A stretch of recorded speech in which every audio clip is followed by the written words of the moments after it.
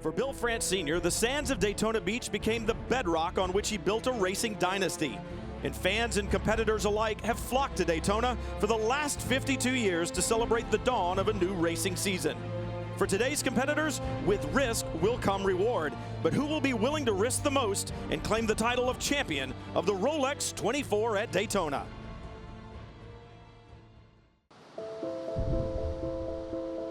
Competition is the engine that drives innovation.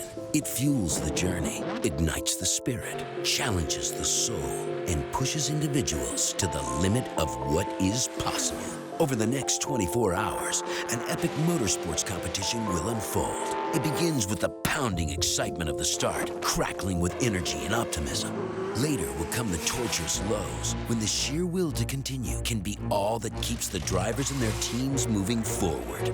Finally comes the finish, when champions are enshrined and the spoils of victory are shared. The arena is the world's center of racing, Daytona International Speedway. The race is the Rolex 24 at Daytona, crown jewel of the TUDOR United SportsCar Championship, and a flat-out, twice around-the-clock odyssey where merely finishing is in itself a kind of victory.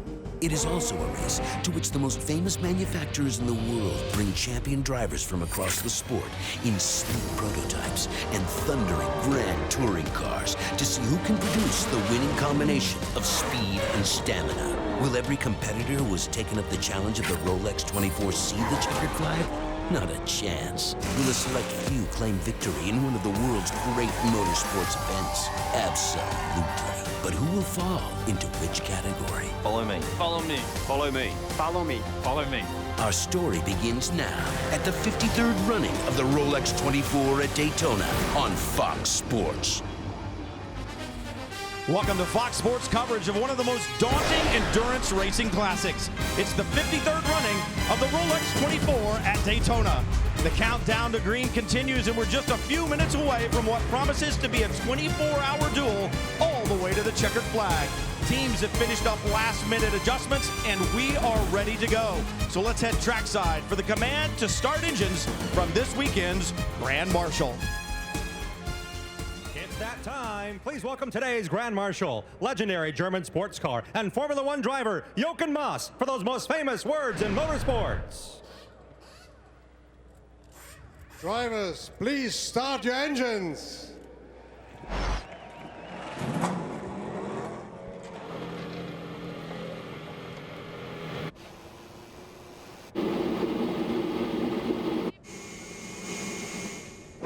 How could you not love that sound? Welcome to today's broadcast, everyone.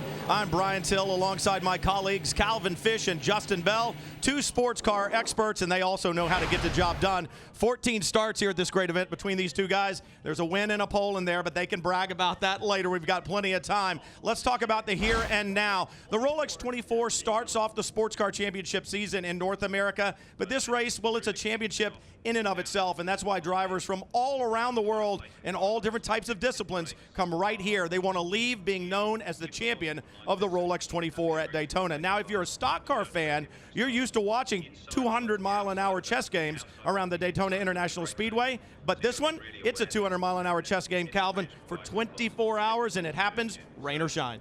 Brian, quite simply, this is a race that every driver wants to compete in. I'll guarantee you right now, sitting at home watching our TV screens, is the fact that some drivers would love to be here. Star drivers from various disciplines want to be on that grid here today. It's iconic in stature, and it kicks off the road racing calendar in the United States in the best possible way. Now, lots of star power on that grid today, but also some non-professional drivers, guys who maybe just had a dream and a passion to be here one day. Well, that day has come. When that green flag flies, boy, it's an interesting mix. We have 53 cars spread over 4 different classes, different speeds, different capabilities, and it all happens at speeds close to 200 miles an hour. JB, it's the ultimate test of man and machine, and I can't wait to see it get started. And the fans have responded. Literally a record number of them are gathered out there. They've stayed overnight in the infield despite the rain. But you know, there's thousands of crew members, 210 drivers, 50 countries represented, and hundreds of millions of dollars invested to try and win the Rolex 24 Hours. But for me, it's about the drivers. Who would have thought a year ago that Rubens Barrichello would be out there right now on the grid at the Rolex 24? I wouldn't have done it. I'd have thought you were pulling my leg. But this is our Super Bowl, and you guys have a front row seat. And the stars have definitely come out to compete. Stars from all walks of life and all different disciplines. NASCAR, IndyCar, Formula One, and sports car. They're all here. They're all after that Rolex Daytona watch. Some looking to win their first, and others looking to add to an already extensive collection. There's not many races you can go to and see a lot of different drivers from different series come together and race for the same thing. This is Kyle Larson. Formula One, IndyCar, NASCAR. When you come in here on race day and you see everyone who's camped out in the infield and all the varieties of people, different clothing styles, different languages, different food and stuff. It's a great opportunity for fans to come out and get close to the drivers and get close to the cars.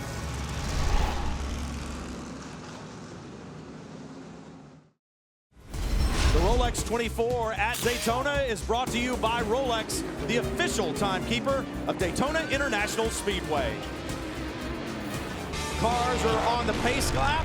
4 different classes of cars run here in the TUDOR United SportsCar Championship. 53 cars entered, 210 drivers for 24 hours. Let's look at our pole sitter. The popular TRG AMR Team 1 pole with James Davison behind the wheel of the 007 entry. Jerome Bleakmolen alongside him in the number 33 Riley Viper, showing great pace early on in the weekend. On the GTLM pole, it's Englishman Ollie Gavin driving the number 4 Corvette. Great way to bounce back after going winless in 2014.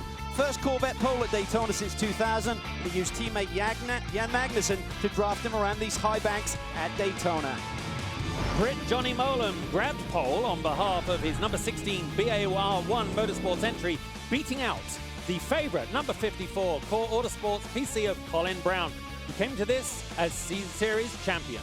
The fastest car in the field, and on the prototype pole is Brazilian Oz Negri, his second pole here at the Rolex 24, this time driving Mike Schenck Racing's brand new Ligier Honda. It's shown blistering speed all month, and if it stays out of trouble, could give the 2012 winners their second victory here at Daytona. Big celebrations for Oz Negri. You can see how everyone will line up in our Continental Tire starting grid there at the top of the screen. Let's head down to Matt Yoakum. Brian, while it may be all about the prestige and the Rolex watch for the drivers, you can magnify 10 times over the global importance for the 10 automotive manufacturers who have spent virtually millions of dollars for this weekend alone. A possible 300 million fans across the globe may be enticed by the thrill of speed, but the ultimate challenge and prize for this weekend alone for the automotive fraternity is simple: bragging rights, hoping to dominate and win Daytona. Oh, bragging rights. It all starts right here. The green flag flies on the 53rd running of the Rolex 24 at Daytona, and Oz Negri on the inside, but they're racing close already. They are. Scott Dixon pushes that target machine to the outside, and he goes for the lead. I mean, that was a brave move there this early on. There's a lot of cooperation there. This is the lap to lead. It's all about bragging rights as the GT start goes under the TV booth. Ollie Gavin leads Jimmy Bruni in that red and white Ferrari to the start in GTLM. But what a start by Scott Dixon. And there you're looking at them on the left side of the screen. The prototype field is Scott Pruitt now chases Oz Negri in that pole-winning car. In the TUDOR United SportsCar Championship, prototype class starts separately from GTs. You see them split right now. Prototypes on the left of your screen, GT on the right, but you called it. Scott Dixon in his target machine out in front, and a spin in the horseshoe. Coming out of turn 3. One of the prototype challenge entries looks like the number 52. Yeah, he looks dead in the water there, but that grass is very wet, by the way. He was lucky to get out of there quite so cleanly. Tom Kimber-Smith, 3-time class winner at Le Mans. Let's see what happens here. He gets stacked up, he gets clipped from behind there by that yellow machine. The number 85. Just gets pushed around, and a lot of times if you were in a sprint race, you would say, well, that puts you way back. But remember, gentlemen, you've got over 23 hours to go, so you've got plenty of time to make up. Right now, Scott Dixon looking to build a lead. He leads there in the 02, the Ford-powered Riley from Ganassi Racing. Right behind him, the pole sitter from Mike Schenck Racing, and a very different type of prototype. It's Oz Negri. Plenty of stories from the weekend. A lot of them will come from pit lane. Let's go to the second of our pit reporters, Chris Neville. Well, Brian, for most of this race's 53-year history, it's been a race of attrition, just trying to get to the finish. But in recent years, reliability has gotten so strong that now it's a 24-hour sprint race. For most of the last 5 years, the margin of victory has been just seconds. So with this confidence in equipment, now the emphasis is on the human component, meaning decisions behind the wheel and right here in pit lane are the keys to spraying champagne on Sunday. Right now in the GT Le Mans category, those are the GT cars with the red number panels on the side. The battle is intense from the get-go. A lot of times we'll see them race hard early on, Calvin, and then kind of settle into a pace, but these guys pushing hard. And one of the factory Porsches from GTLM is on pit road. It looks like the number 912. Remember, this squad won on debut here last year and then went on to win at Sebring, so not the sort of start they were looking to start 24 hours here at Daytona. But what a battle. We expect it all day long. Corvette versus Ferrari. Aston Martin there right in the frame. It is Bruni versus Gavin right now. Bruni behind in the Ferrari, one of the most accomplished Ferrari GT drivers ever, and he is getting very sporty early on. This is the pace, Calvin. This is what they're going to be doing every hour for 24 hours. In the old days, there used to be quarter given, and you'd run to a pace, but not now. Now it's flat out racing, but just minimize the risk. Don't take any chances. Don't trade any paint. Don't burst any body work. But right now, Jimmy Bruni wants the lead of this motor race. I think he wanted the pole yesterday. He didn't quite get that, but right now he's going for the lead. Heads to the inside in the brake zone. This is a very fast entry to this left-hander. But right now, Calvin, he's working on the exit of the bus stop. The bus stop, ladies and gentlemen. Gavin had a bobble there. Gavin had a bobble. There's a problem for one of the prototypes at the exit of the bus stop. Perhaps Ollie Gavin just a lift off the throttle. That upset the car, and it takes very little. Here comes the Portuguese driver, Pedro Lamy, in that gold livery Aston Martin. He's picking up a draft here through the tri-oval. Bruni goes high. Here comes Lamy. Lamy is going to be looking. He's got the bird's eye seat there going in. He definitely didn't lift, as the other two in front of him did on the way out of the bus stop. But Bruni's got the outside line. I think Gavin can easily hold this, squeeze him across the road. There is pretty hard when you've got two pros going through turn one. Oh, Gavin slips wide, though, Calvin. Ooh. Bruni slips past. Beautiful driving. You said it earlier. They're going to go as hard as they can without touching. Sometimes they don't quite get the memo. We've seen that before. But right now, the team managers on the pit boxes, I bet, are watching with every bit of attention they have. Strategy right now is just flat out. Nothing else is coming into play. Everything's going to plan. Awesome racing. Ollie Gavin's Corvette does not look that stable right now. When we had some rain here in the early hours of the day, now may have washed a little bit of rubber off this race circuit. That can change the balance of the race car. So I'm sure he's relaying that information back to the pit lane. It's also much cooler today. We had a cold front blow through this morning, dropped a lot of rain, dropped the temperatures as Scott Dixon continuing to lead our pole sitter, Oswaldo Negre. Negre not letting him get away, but you said it, the track conditions have changed, and also it's going to take a while to determine what the track changes and the temperature changes have done to the handling of the cars. Now the drivers inside those cockpits have some tools that they can work with to get some of that handling back, Hal. Yeah, absolutely. There's a few adjustments they can make. Certainly use the brake bars. That'll we see the Martini livery number 8 car in the prototype challenge class go around. That's Renger van der Zande. He had a couple of victories last year. Real flying Dutchman he is. Ran in DTM over in Europe for a year or two, and really one of the sportiest drivers in that class. So much talent throughout this field. Let's move back to GT Daytona. We talked about James Davison in his Aston Martin from the Racers Group, claiming his 5th straight pole in the TUDOR United SportsCar Championship dating back to last year. That Aston Martin very quick, but they're going to need to endure, and right now it's one more battle between a Ferrari and an Aston, but this is in the different class. This is in GT Daytona. They'll have the blue number panels on the side. Yeah, Daniel Serra takes the lead in that brightly colored Ferrari. So Ferrari against Aston Martin. You might think to yourself, why is it so important to take the lead this early on in the race? These are race drivers, this is race teams. It's very important, bragging rights for every team to lead these early stages. We've got a huge TV broadcast here. Everyone's aware of it. You think drivers and sponsors don't know that we're on the big stage? Everybody is performing to the maximum right now. You can see very clean racing as the Ferrari starts to pull away. I guess you can tell the nationality of that car without looking too hard, right? Well, Serra's a second-generation racer. His father, Chico Serra, raced in Formula One back in the early 80s. Really nice man, knew him when I was competing over in Europe, but this is a great start for that team. In the prototype challenge category, the open cockpit prototypes, a spec chassis, meaning they're all identical, they all run on the same Continental tire, and that really brings it down to the teams and the drivers. Get a good look at the drivers working hard inside that car, because with no roof on it, you can see the battles that they're going through. The first car in your shot is the number 54 from Core Autosport, defending champions at this event and defending champions in the class in the TUDOR United SportsCar Championship. Just went on a tear at the start of last year, won here at Daytona, won the 12 hours of Sebring, won the 6 hours at the Glen, and ultimately claimed the big prize, and that was the championship. I think everyone was surprised that Colin Brown didn't claim the pole in qualifying. Johnny Mullen put together a great lap in the car that now runs in second spot in the SpongeBob movie livery PC machine.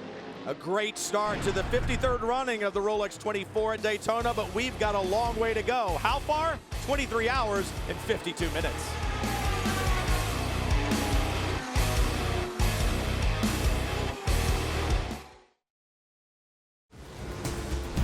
Rolex 24 at Daytona is sponsored by Mazda. Conviction, creativity, courage. This is the Mazda way. And by Continental Tire, for what you do.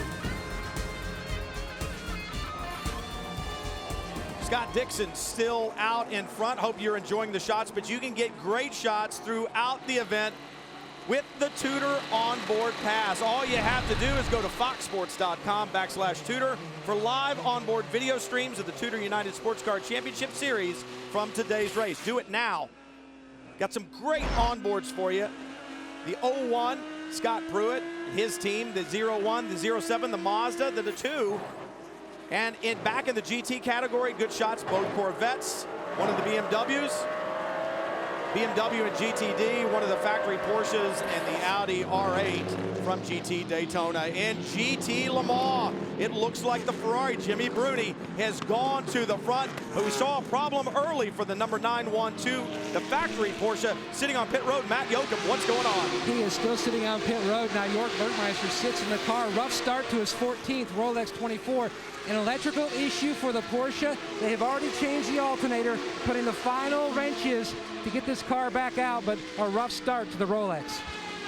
You do not want to see that at this point in time, really at any point in time. The alternator is so important on these cars because everything is so electronic.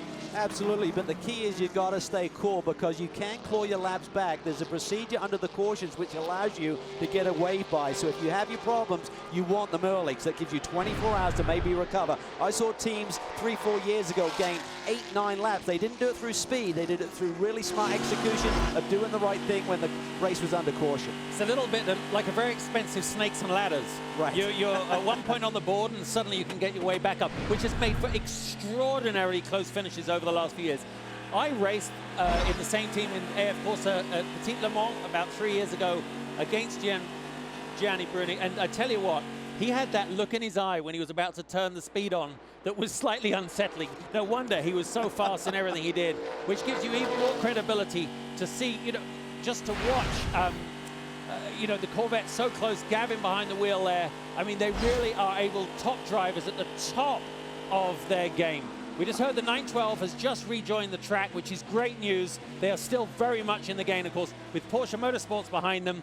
Believe me, we'll be talking about that car somewhere near the top towards the end. Yeah, there's a great group there at Core Autosport that run those factory Porsches. But I tell you what, Jimmy Bruni, he reminds me of an assassin when you look at him. Looks like he's out of a movie, and when he gets behind the wheel, he is absolutely the top dog when it comes to GT racing around the world. He is unbelievable. Well, just think about this. In those two cars that we're watching, fighting for the lead in GTLM, 7 Le Mans victories in class. That is the world-class type of driver that competes here at the Rolex 24. Those are the guys who want to take that Rolex watch home. And then, of course, like we're talking about, the rest of them are, chalk and cheese. I mean, when you got Jan Magnussen and Pedro Lamy running right behind them in Corvette and Aston respectively, I raced with Pedro. He was like a little ninja when we raced together. Of course, actually, there were moments he was so much shorter than me, he had to sit on my lap and I stayed in the car. But he was quick, and I became quicker because of him. But you can see the Aston. I love watching the Astons out on the track. Really, I mean, great-looking car, very evocative what a true GT car should look like. And that is fast on the back straight there, Calvin. They're pushing well up into the 180s, right? Yeah, about 180 in the draft, 175 by themselves with the GTLM machines. But It's all a little bit, things are settling down now, Justin. You've got the tire temperature and you've got a feel for what the balance of the race car is. You're going to adjust it over the course of 24 hours. We're going to see pretty similar conditions, temperatures here for the finish tomorrow. So this is really a really crucial time for the teams and the drivers to analyze what is the race car doing in these conditions. Yes, sure, there'll be more rubber down tomorrow. There'll be more debris, more marbles, as we call them, as the rubber tears up off the tires over the course of 24 hours. But the racetrack will be in similar shape here tomorrow. That was a shot out of the onboard from Jan Magnussen. Pedro Lamy right behind him. There's a look at Jim Campbell from Chevrolet. Corvette won this race overall with a prototype last year, but not in the GTLM category. And they would love to see one of the two factory yellow Corvettes up front. This is how motorsport works, people.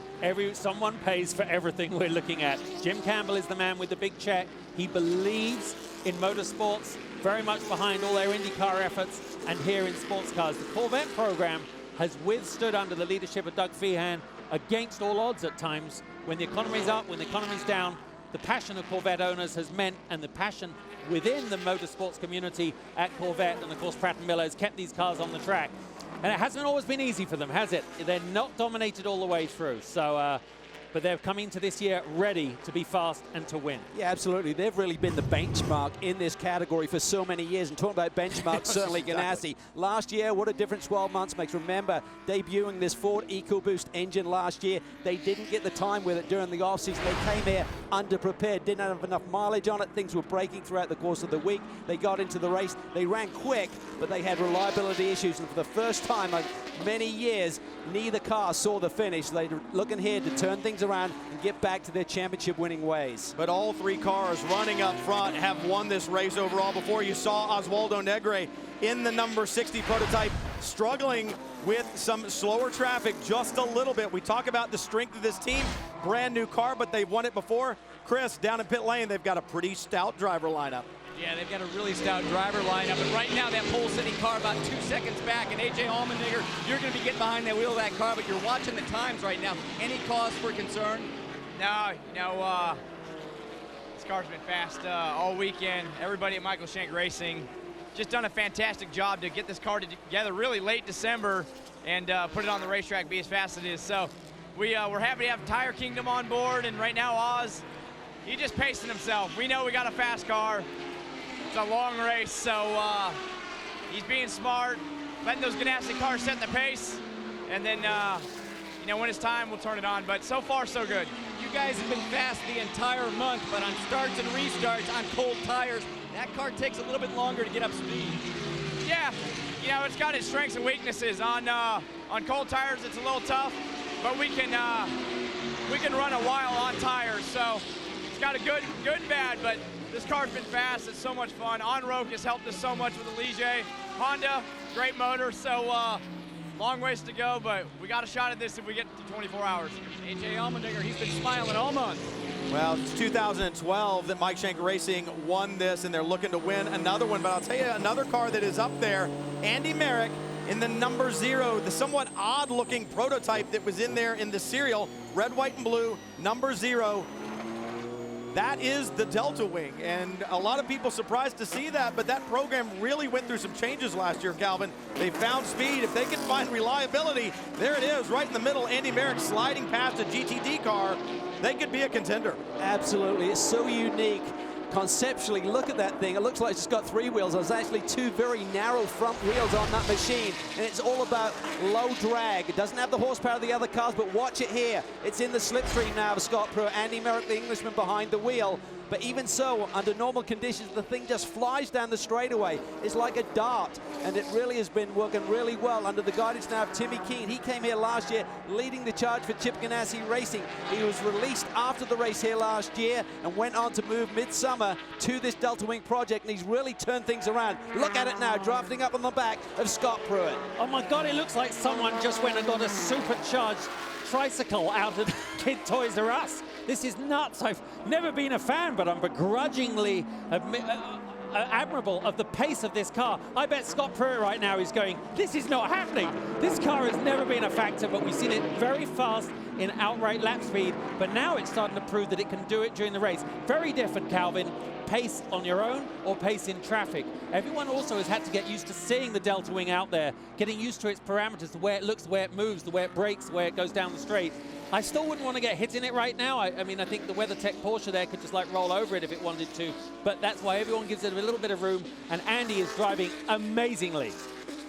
Yeah, it's simply amazing. Half the weight, half the power, but half the drag, and that's why it really is able to perform on the same level as our other prototype machines. Right now, coming into the picture, you see that number 5, the defending class winners here, overall winners and defending series champion, Joao Barbosa, in the Mustang sampling Chevrolet DP machine. Here he comes. Nice early run for Joao Barbosa, showing the experience of that team, and he is a driver. You also saw Ryan Hunter-Reay, Indy 500 winner there in the top left of the screen. We'll talk to Ryan Hunter-Reay when we come back. This is another race that he would like to add to his resume.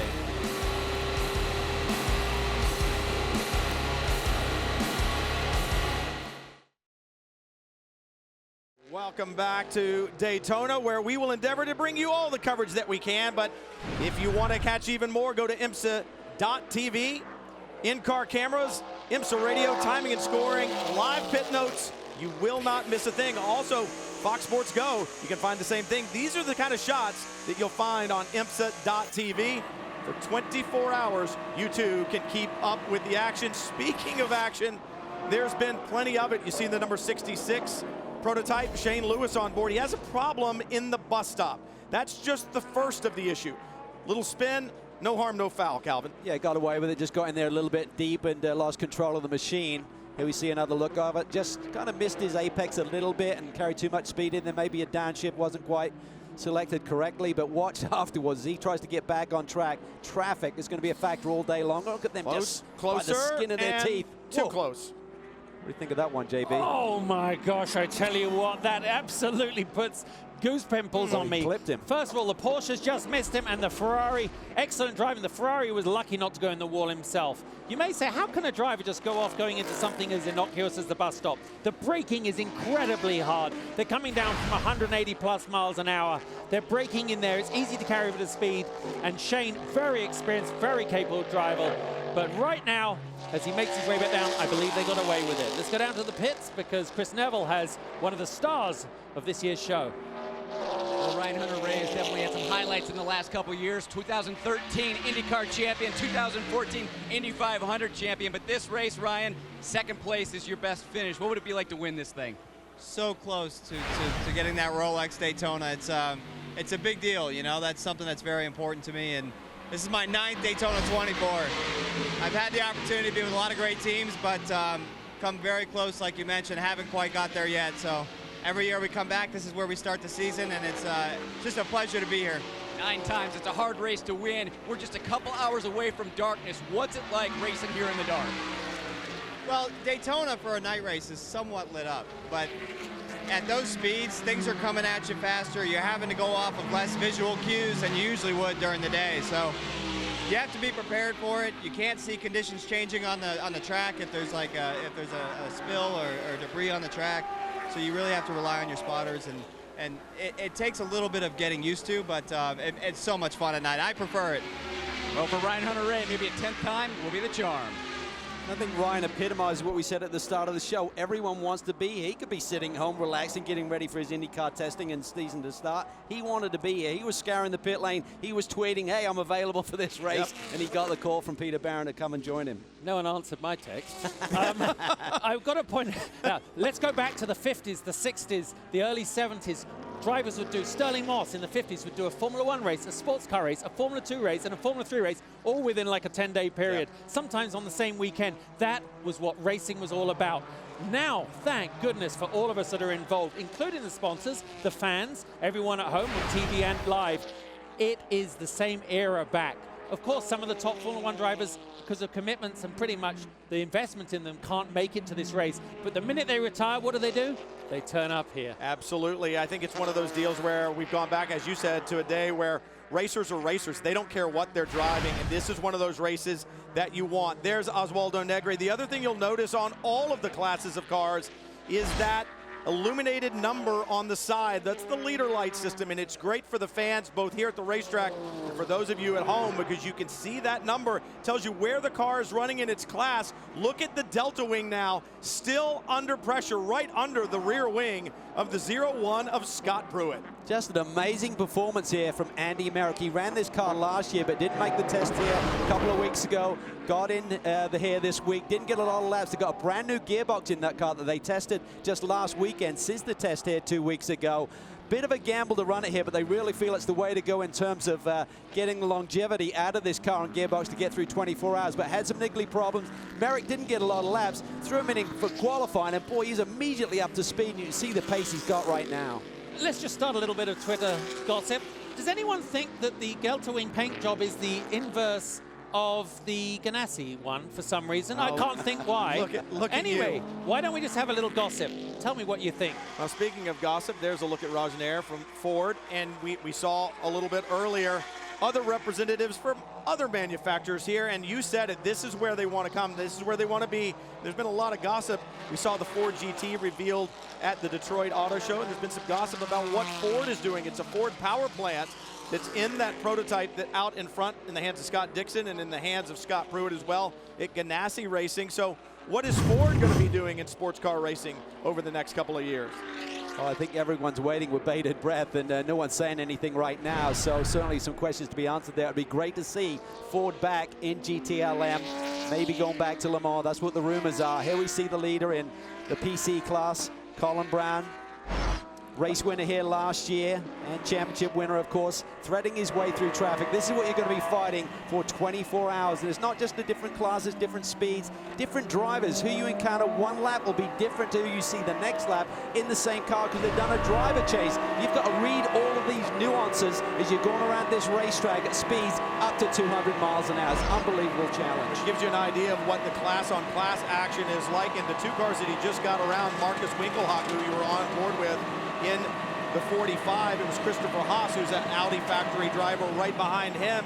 These guys are digging hard in the classes that they're in, and the other classes trying to work their way by. That is one of the challenges of sports car racing. Not only racing your class, but trying to either get past or stay out of the way of the other classes that are there. Well, you need drivers with speed who can lay down a lap time, because ultimately at the end of the day, in the last couple of hours of this race, it'll come down to the fastest man behind the wheel with the fastest car. But you also need the experience to be able to deal with the traffic scenarios that you're going to encounter all day long.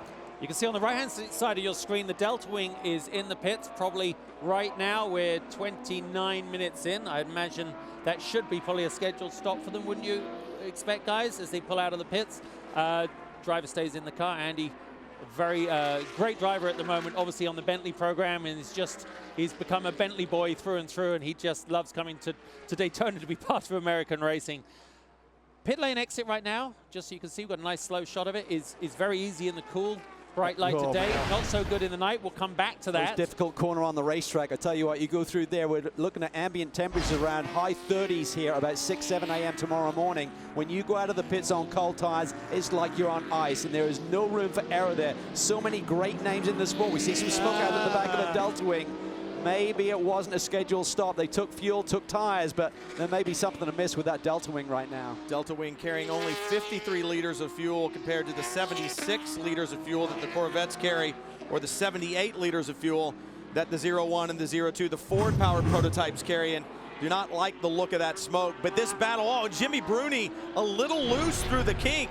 I think Ollie Gavin really putting pressure, and perhaps the Ferrari not having the handling that he wants, or Bruni just under pressure from Gavin and behind. Yeah, well, he ran that Ferrari really hard in the opening part of this stint, and that could be a factor. He might be on different within the GTLM category. All the cars in this field here today are on Continental tires, other than those in GTLM. It's an open class for tires, so you've got Michelin's out there on the majority of the machines, and we have the number 17 Falcon tired Porsche as well. But right now, within the Michelin camp, you can run different compounds, so maybe Jimmy Bruni had slightly softer stuff to start this race with.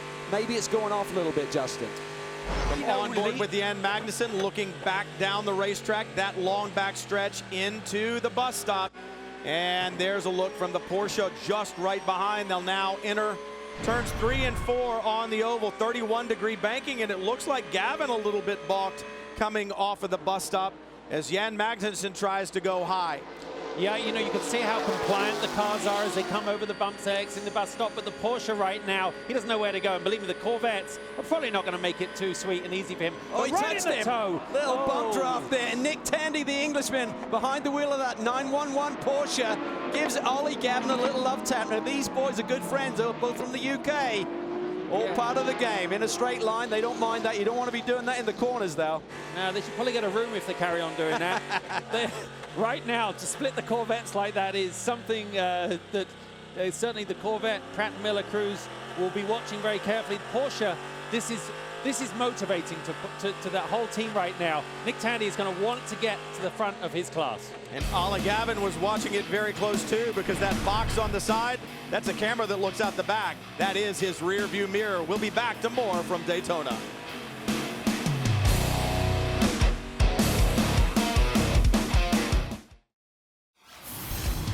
Back at Daytona International Speedway, 2.5-mile oval, but the road course 3.56 miles around, Calvin. Yeah, well, and the infield is such a diverse type of driving. It looks easy. Right here, as you go through International Horseshoe, you're down to 46 miles an hour. Back up to this very fast left-hand kink. We've seen some pretty big action there. Into the West Horseshoe, 50-mile-an-hour rolling speed through the middle. But for me, it's all about turn 6. How fast can you get down that back straight? Well, 193 if you're one of the Chip Ganassi cars. Into the bus stop, causes a lot of action, as we've already seen, and then round to the start-finish line. This, definitely, gentlemen, is one of the most simple yet demanding tracks, and there is the dichotomy of Daytona. That was a look at the track from our Ford track map, and I threw it to Calvin, and another Brit grabbed it and ran with it. So when I got two of you that talk funny up here in the booth, you never know what's going to happen. We understand right now Rubens Barrichello, talk about something that you're not used to happening. Rubens Barrichello of Formula One fame, running 7th right now in the number 7 prototype from Starworks, has a problem with the right side door. It is coming ajar from time to time. You can see it right there as he heads into the bus stop. And one thing Rubens isn't used to is doors, although he has spent time in the Brazilian Stock Car Championship. Well, maybe he's just being accused, Calvin, of active bodywork. Because I think, wasn't that one of the scandals once? Yeah, since he actually left Formula One and did a little stretch in IndyCar, of course, he's gone on to run in that Brazilian Stock Car Championship. He won it last year. Would you believe first championship he's won in 23 years since winning the British F3 Championship back in 1991. Jonathan Bomarito on board right now in the Mazda, the prototype that has improved and improved. At the Roar, they were 7 seconds faster than they have ever been around this racetrack. It just continues to develop. Well, big development with that engine in terms of the cylinder head. Last year, if they tried to run the sort of power through the engine that they wanted to compete with, it really just caused overheating issues. They've redeveloped the engine, the top end of the engine, and really feel they're in much better shape. And what a coup it was to get Jonathan Bomarito back underneath their wing here, moving over from the championship-winning SRT Viper squad from last year in GTLM. 3 of the 4 different classes out here on the racetrack were just represented as they headed there into turn 6. What happens in a sports car race is that it starts to get a little bit of rhythm, believe it or not, even at this early stage.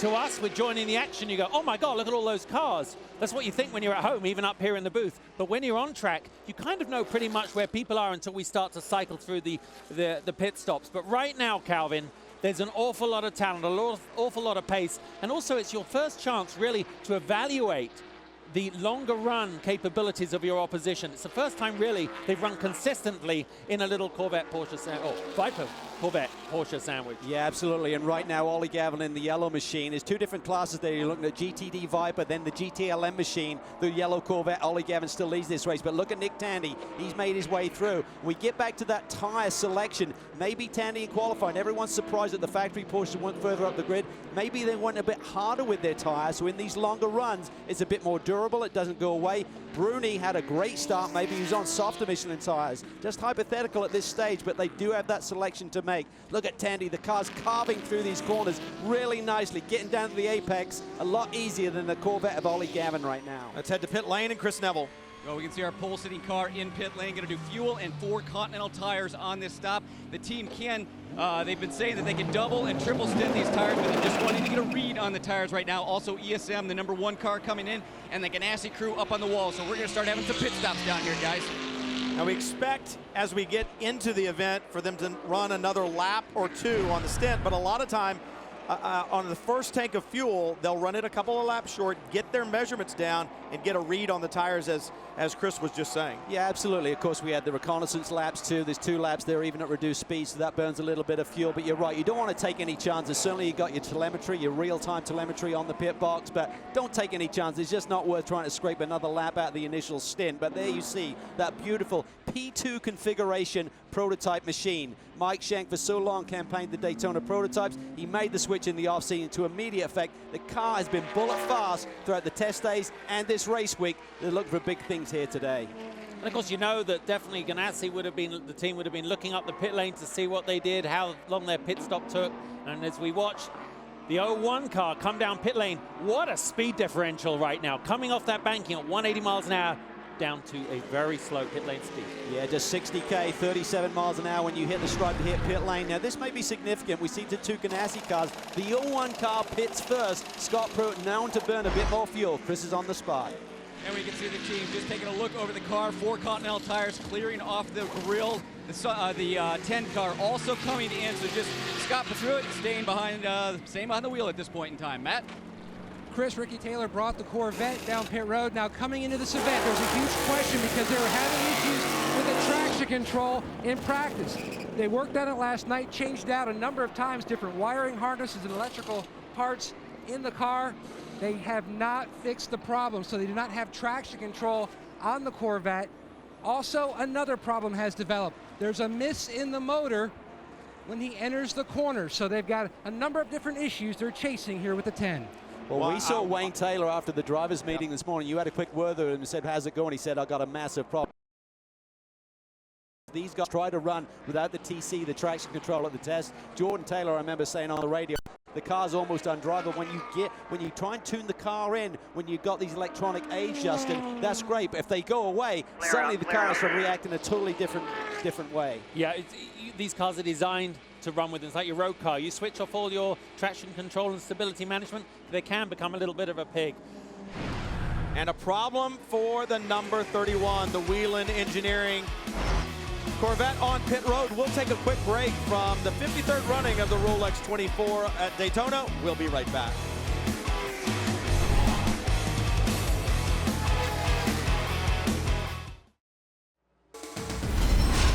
The Rolex 24 at Daytona is brought to you by Chevrolet. Find new roads. Speaking of Chevrolet, you ride on board the number 4 Corvette. Oliver Gavin leading in the GT LM category right now, but Nick Tandy in his Porsche really putting the pressure on those Porsches. I think you may be right, Calvin. The tire choice here at the beginning, it's one of those things that there's an ebb and flow to it. You run a harder compound, the car is going to be better over a longer run. You run a softer tire, you're going to be fast out of the box, but you may wear them down. Gavin dives to the pit lane. Yeah, his teammate Jan Magnussen was in just 1 lap earlier, so Ollie's able to squeak a little bit more out of this first tank full here. You could see him all the way down threshold, break into that line. Then he's got to be under 37 miles an hour as he hits pit lane. And Oliver Gavin brings that in. One of the only complaints that he really mentioned during the first portion of this race was the car was loose over in the bus stop. A number of competitors have had the same complaint. Now they're going to lower him down slowly once they get the tires on to try to top him up. They told him, don't go until we tell you that you are clear. Just trying to get every inch of fuel in that Chevrolet.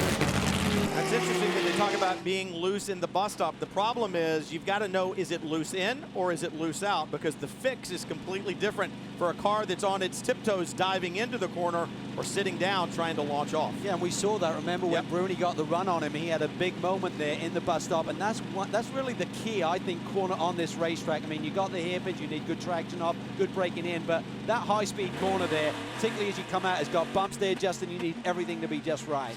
And it's actually one of those corners where if you do it consistently well, you're not going to lose. If you push that little bit harder, you can cause yourself a position or even damage suspension. And that's one of the big things here. You don't want to put a wheel off this early on. I said every time we do a long distance race, you can cause something now that will have an effect in 16 or 24 hours. Well, from one Corvette to another, let's talk about the 10 prototype. It too is a Corvette without the traction control.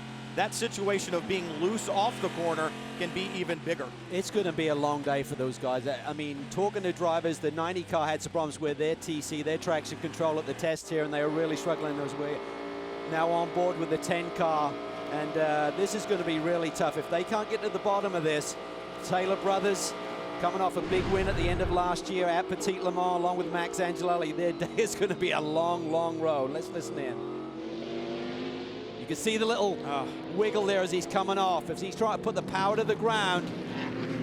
And the thing is, a lot these Corvettes, the DP engine has had some adjustments this year. It's got a lot more torque this year, so it's going to exaggerate that problem. It's like a light switch when you hit the throttle now.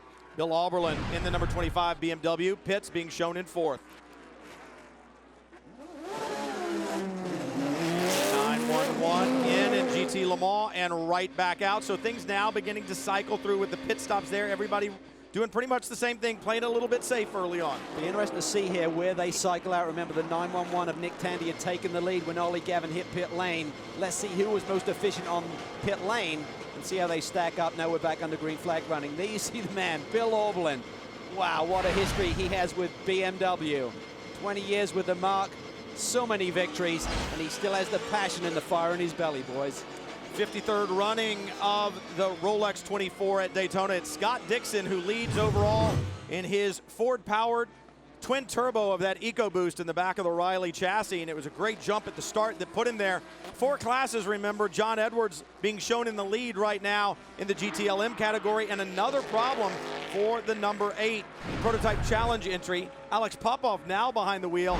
Ringer van de Zande had a problem in the opening laps in that category.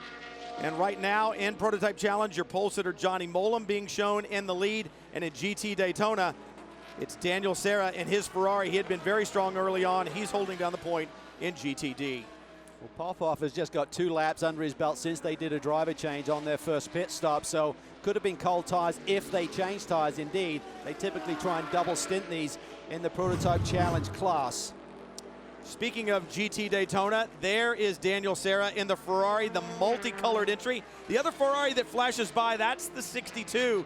That's the GT Le Mans category car, and it shows you the speed difference. They're both Ferrari 458 based, but you can see a definite speed difference both in a straight line, but more so in the corners and in More in the corners. The GTLM machine just has a lot more little goodies on, little aero flaps that gives it downforce and literally pushes the car to the ground. It gives it so much more stability and downforce, particularly under braking, as we saw there. But as you can see, it doesn't make that much difference between the categories on the straight.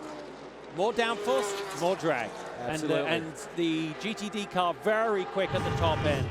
And look at this! Look at this! They touch! Tandy goes underneath in the tri-oval and gets it wrong. Tandy, that's too risky. That is too risky, I think, Justin. I mean, I know he wants the lead of this race, but we're still in the first hour.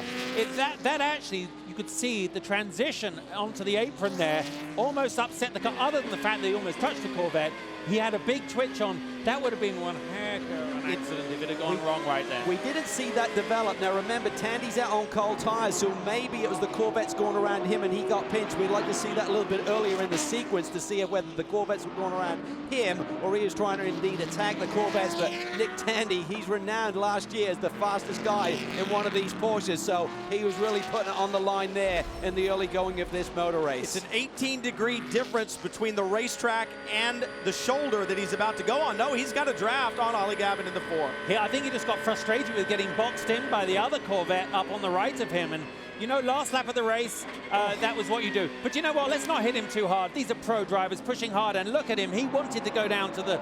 He wanted to go on the short side of the track. And ooh, if he was an inch or so away from touching that grass, and then it would have been a biggie. Yeah, you're doing nearly 180 miles an hour there in the draft, and if you get it wrong, you're going to be up in the wall. Remember, the sister cars already had problems. I would imagine that the Porsche management right now are saying, what's going on? In fact, we've heard from radio communication between the car and the pit crew, we don't need to lead this lap, we want to lead the last one. So I think that's message loud and clear to Nick Tandy right now. Well, I think he's just recalibrating himself, because he just dropped a couple of seconds on that and got himself back into the, as my father once told me, adrenaline is brown. So he, I think he just discovered that. So as the Corvette's very strong. Now, let's talk, Calvin, quickly about how teammates work together. Corvette really know how to do that, but we have a full course caution, and there is the 45 Audi stopped on the apron in NASCAR 3-4, I believe. This is the car that came so close to victory last year. In fact, got awarded the victory, then had it taken away as some sort of drivetrain issue, I believe. I hear the engine, it obviously has fire to it. It was revving, but seemed to be nobody at home. Koshi Ashino behind the wheel, trying to find some drive in the Audi to get it back to pit lane at least. First full course caution here at the Rolex 24, so we'll take a quick break. We'll be back to more from Daytona. Huge crowd on hand.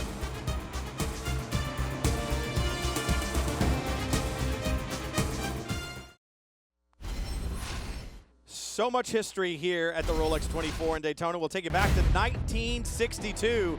Cars looked a little bit different, that's for sure. A.J. Foyt on the pole in a Le Mans type start where the drivers actually ran to the car, and there's Dan Gurney in his Lotus, the number 96. Racetrack looks similar, and Gurney famous for this finish at the end. A lot of people thought he ran across on the starter, but in fact he used the banking there on the tri-oval to let the car roll across the line. Dan Gurney taking the victory at the Rolex 24, 1962. Under full course caution for the problems for the number 45.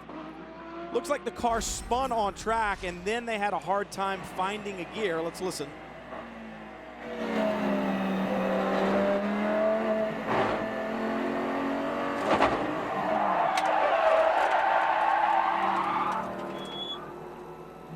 Hear the spin, but somewhere in that spin you could hear kind of a... Oh, I think he may have burned up the clutch. Yeah, exactly. He's in too high gear and he's trying to get going, and suddenly he's either spit the gearbox or the clutch, I would think. He also dropped a wheel in the dirt as he did it, and that caused the spin. And you know, even with these high-tech gearboxes now, you can't abuse them. They're not idiot-proof. And if you, especially if you hit using the clutch too much, too high gear, you could be right, Calvin. Chris, what do you got for us? Well, Justin, I just checked in with team manager Darren Law down there, and he said, yeah, it's a transmission issue with that car. Not sure why it happened, and they're having a difficult time talking with their driver. Just some translation going on right now, so he can't get the car started. It's not going into gear, so they're going to have to go behind the wall and sort this out in the garage. Obviously not the way that team wanted to start this race. Yeah, translation is an issue. That is authentic foreigner in the car, and in England, we're just simply asking him if he wanted a number 7. That's for the British people out there. Well, he's got experience in Porsches and Ferraris in the different classes that he's run, but I'm not sure how much Audi R8 experience that he has, and certainly no experience here at this racetrack. And so now radios aren't the best form of communication in the world anyway in racing, and that makes it a little bit difficult, especially when you've got a language barrier. Well, he just got out there and just a couple of laps under his belt and had the spin. And you panic a little bit, Justin, don't you? I mean, you've done the wrong thing, you've made a mistake, and suddenly you compound the error by not just calming yourself down and just getting back underway, making sure the traffic's not all around you. So it's understandable, but at the same time, it's too early in the race to be making these sort of mistakes. There's a look at the number 50. Byron DeFore, the team owner behind the wheel, car owner. You see Highway to help on the side. Team driving for a cure for Alzheimer's. And, you know, they had, well, we'll call it a setback at the Rolex, at the Roar before the 24, on board with Byron DeFore through the tri-oval. He's cut down a tire, and then he loses that tire right in the tri-oval. Gets sideways, upside down. Remember, this is about 190 miles an hour when this starts to happen. Wild shots here that we're looking at. And this is easy for me to say, but it's kind of a nice soft landing, and then the car just slides along on its roof. I'm sure it didn't look or feel quite that soft for Byron DeFore. It was great. He stepped out of the car and walked away. I mean, I just want to bring, I know our fans at home are enjoying, look at the way this car is put back together in our time-lapse video. This is spectacular. A lot of work goes into bringing a car when it's, back up to race condition, and here it is, hitting the scales in their garage earlier in the week, and they're not running particularly fast, but I tell you what, they're doing it for a great charity, they're doing it for a great foundation, a great cause, and that's what it's all about. Not everyone here has to be a race winner, and it's all about participation. Let's just talk quickly about the video feeds we have. A lot of younger people right now are getting involved in everything other than motor racing because of the interaction. As we saw at the beginning when you showed the multi-split screen of all the in-car cameras, this is reality. So it's so much better than the video games, and I know we're getting a younger generation really getting into it. So many kids, you got all the NF heroes here, the Children's Tumor Foundation kids are here supporting their team. And a lot of kids, got a little tweet from Gavin, who's 16 months old, who's watching us right now at home. Gavin, keep involved. Maybe you could drive here one day. Absolutely. Maybe you can have the same success that our winners here last year had. And they not only won here, they went on to claim the championship. Matt Yoakum is with the team. Brian, 2014 definitely was a special year for Action Express and Christian Fittipaldi. Not only did you win this event, you won the series championship. Now you're coming back trying to make it back-to-back first. How's the car early on? No, so far so good. There's still a lot of racing ahead of us. We're not really worried about the pace because it's still early stages, and as everyone in the pits knows, like, you really need to keep the wheels turning until hour 20, hour 21, and then you really get serious and start racing. But just have to keep your nose clean and make sure you don't have any mechanical problems, and if that happens, the chances of the Chevy Corvette having a good race I would say it's pretty big. The importance of this event, you've raced in so many different series around the world. Well, the Daytona 24 Hour is definitely one of those classical events. Like Rolex puts a lot of effort into the whole race. I would say Le Mans is basically the pinnacle of endurance racing. The 24 over here comes right after that, but this race also is very, very tough in different ways compared to Le Mans. Thank you. Thanks. Chris? Well, Graham Rahal won this race back in 2011 with the Ganassi Group. This weekend he's working with his dad's BMW Group. And Graham, right now we're seeing some great battles going on in GTLM. You think the Corvette, the Porsche guys are pushing a little too hard? Yeah, I mean, it's early, but sometimes emotions get the best of you. But, I mean, GTLM is probably the most competitive category out here anyway, and a lot of factory makes here. Of course, Porsche, Corvette, Ferrari, us, Aston. Everybody's going to be pushing hard, but at the end of the day, it's like last year. We didn't have the quickest car here with the Z4, but we had a darn good chance to win this thing come the end, and the other car finished second. So we got to stay clean. I think that's what John's doing right now. I don't know that we have the pace that the front runners do at this point, but you stay clean, you never know what can happen. Yeah, that's what they did last year, and they were right at the front. And you heard him say, you never know what could happen. That's why we race the Rolex 24 at Daytona. Just under 23 hours to go.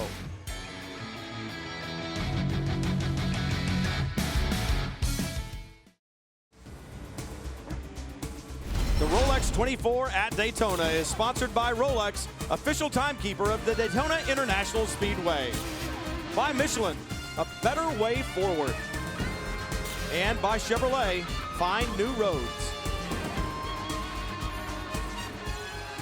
Just coming to the end of the full course caution, and we should be back to green relatively soon. On board the number 22, the WeatherTech Porsche. Right now, Lee Keen behind the wheel. It was great last night. I want to big a big shout out to Alex Job. He won the Bob Snodgrass Award for Excellence. He got the most exclusive, outstanding Rolex. And did you know, he admitted to the crowd last night, his father was a jeweler. And he grew up in the world of watches and Rolexes, and he knows how to look after them. And he was very emotional, and he certainly is one of the nicest people in motorsport, and he deserves everything he's got. And of course, we're watching the WeatherTech car now. But congratulations, Alex. Looks like that car down on the left front. I know that they're coming in, but the splitter dragging on the left front, crew going to work. And anytime you come to pit lane, you're going to go ahead and fill the car with fuel. Just keeps the window large for you when you go out there. It keeps your options open, especially at this early going. Driver change going on.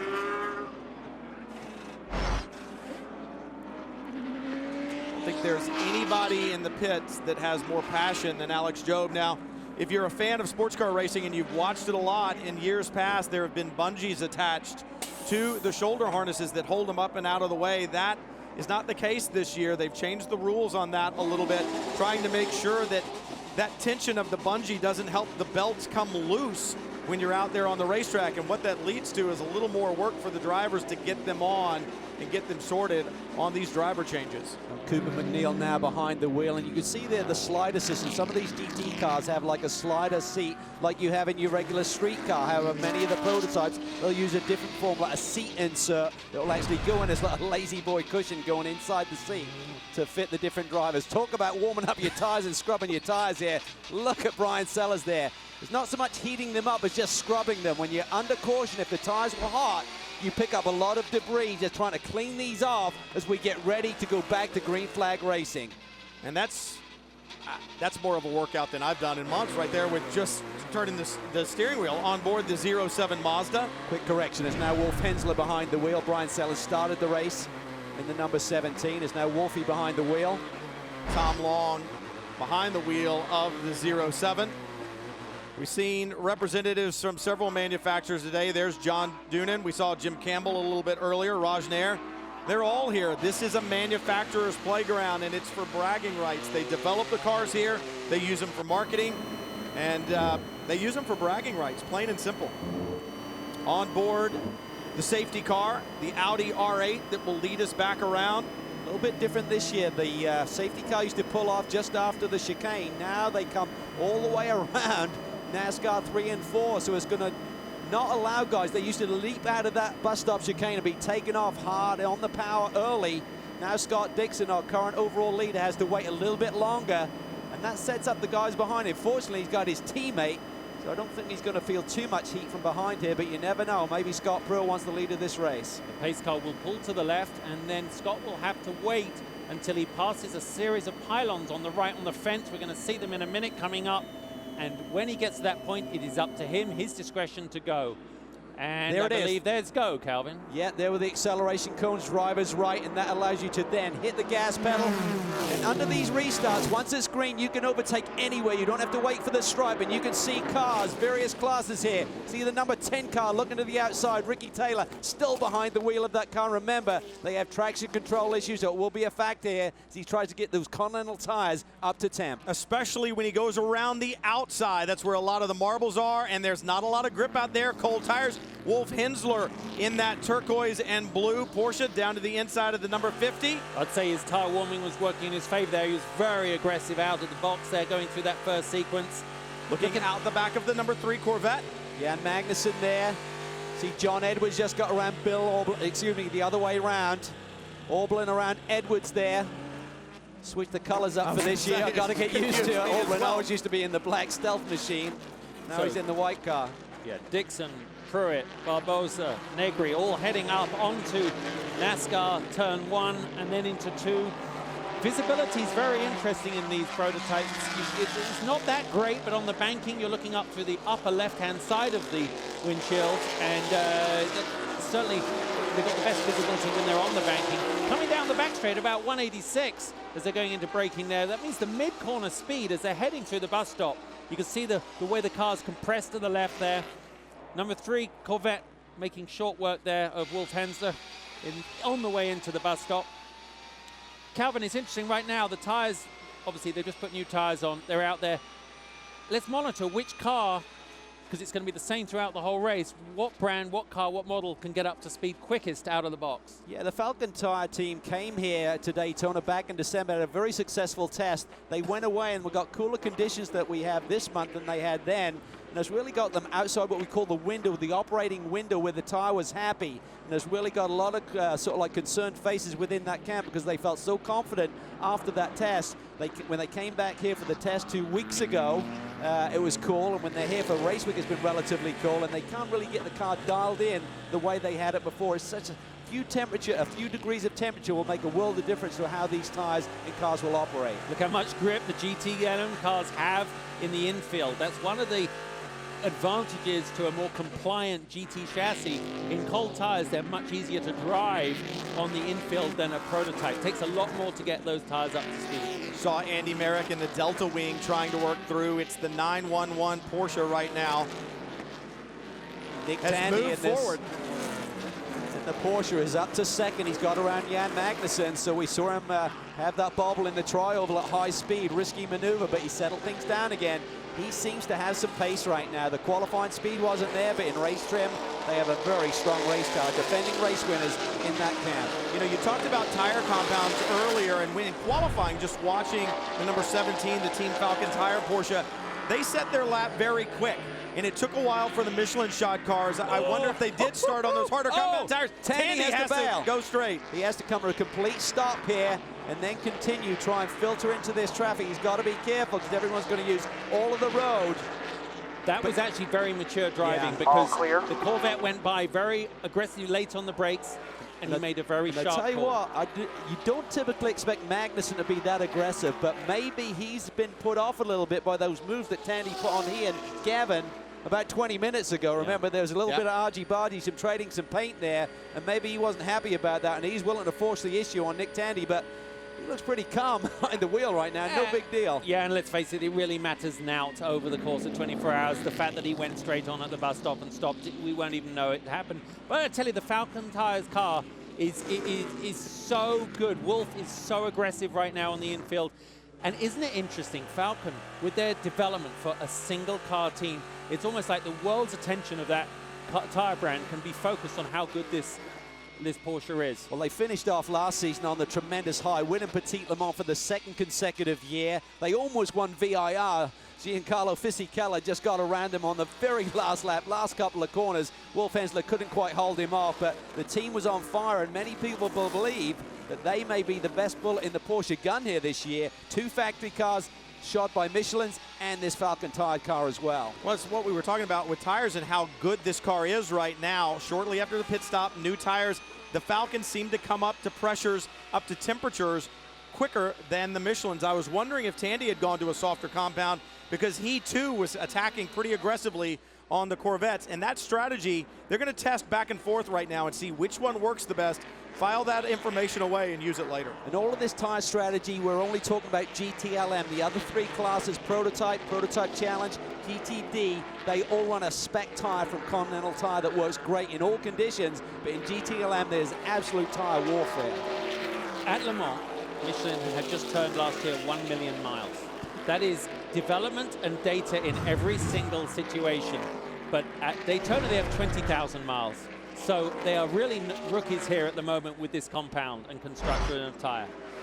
Going back to GT Daytona, it's Porsche versus Dodge Viper right now. The Viper in the hands of Jeroen Bleekemolen, experienced in this car, experienced on this racetrack, trying to take the fight to the Porsche just in front.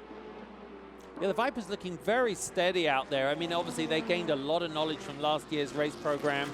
A lot of that's transitioned over to this team, and the car looked great all the way through this, basically the whole month, Calvin, didn't it? Yeah, absolutely. I mean, they're going to be very strong. They were really competitive last year, won a race, and were always a factor. And I think this year, with a year under their belt, they're going to be a real strong factor. Ben Keating and Jeroen Bleekemolen will run the complete championship, but they've got 2 entries here.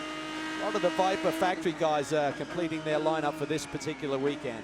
James Davison now on board the Aston Martin 007. He's closed in on the back of that battle for the lead in GT Daytona. So he's beginning to press harder. There's Jamie McMurray. He's watching our coverage. We'll talk to him when we come back. The Rolex 24 at Daytona.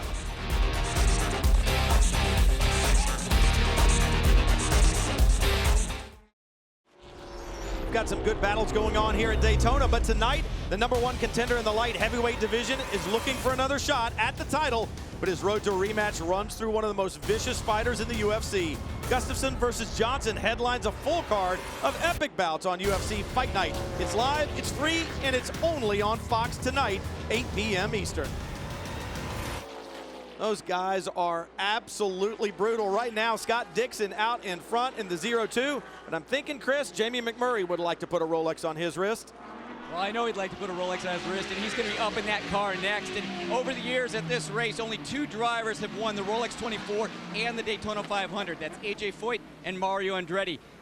This guy right here, he's going to try for his 7th time trying to put his name on that list, and that's pretty cool company. Yeah, it's incredible to, for you to even say my name in the same sentence, those 2 guys. We have a really good car this week, and I wasn't sure after the test where we were going to stack up. We talked about the test. You never know how much sandbagging is going on, and we pretty much have been flat out the whole time, and it just seems like every session out, our car has gotten a little bit better, and the other guys have backed up to us. So Scott's doing a pretty awesome job. The start was pretty fun to watch from the couch in my bus, and then it's been pretty good so far. He did mention that the bus stop is really slick today. I don't know if guys have thrown mud up on it or if it's just a characteristic of the track, but I'm anxious to get in. I'm pretty excited they're going to let me drive this early. Normally by the time you get in, you've had dinner and maybe a nap already. So thankfully they stuck Kyle Larson with that gig this year, and I get to get in when the sun's still up. Well, in this first hour, we saw one of those Porsches go down the apron in the tri-oval here. You've probably been down there in a cup car. What's that like? Well, I don't know what it's like in one of those cars. The first thing I thought of is just how low these cars are to the ground compared to what we race. And our cars get pretty edgy in general in the tri-oval, so I'm not so sure about getting on the apron. It was fun from a fan to watch a guy take a chance like that, but if I was one of his teammates, I would say, hang on, there's plenty of time left to go. Well, we probably better let Jamie McMurray go here because we've got a full course caution, and he might have to get that helmet on. Problems on the racetrack, Chris. The 0, the Delta wing, Andy Merrick behind the wheel, had a problem, but so did the 81. Damian Faulkner in his GT Daytona Porsche. I think he's taken to the inside of the track, cleared out the billboards and all the cones there, which are down. He's gone through the grass there. You can see it, Justin, whether he is forced down there or something went amiss. Yeah, he certainly made it. I just want to bring up, I feel sorry for Jamie. I'm a little worried he doesn't have enough personal sponsorship. Did anyone else notice that? Yeah, I mean, unfortunately, we're witnessing 2 incidents right now. The Porsche's coming down into turn 1. He's on the outside there. Oh, no, that was odd. That happened. He had brake failure straight at the top. Something went, did he lose? That was really weird. But there were tires locked up. That's what I mean. Tires locked up in a car that shouldn't lock up like that. It's just at the very end of it.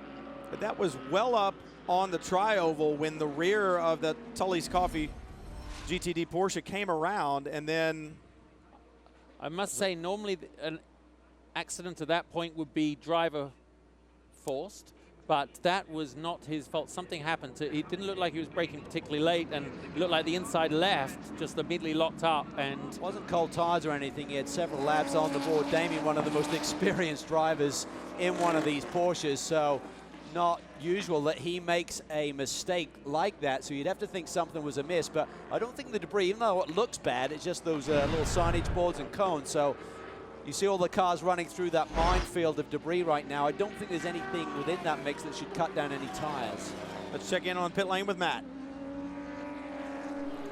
And coming into today's race, there was the transmission on the Delta wing, and now as the cars sit silent, going over the radio traffic, they're just talking about the transmission again. Now, meanwhile, the 31 of Max Pappas brought the car back into the garage area.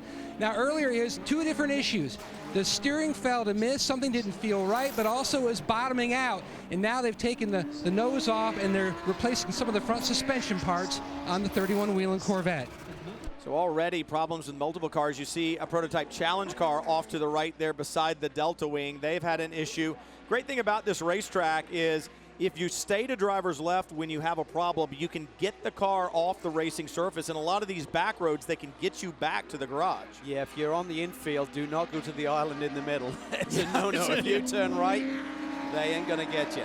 You may be out on the island for a long, long time. And it used to be that you couldn't work on the cars. Only the driver could work on the car, much like at Le Mans. But now they let you actually, a mechanic either go to the car or bring it back into the back door of the garage. See if we can listen to the radio.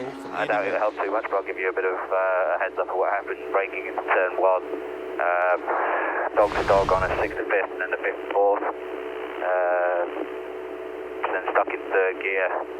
Normally you go around the corner, obviously in second, I left it in third, tried to upshift fourth. Initially it went in, then very quickly jumped out of gear. I lost in third, fourth gear, but getting into second initially for round sort of turn 3, and then it's given up completely after that.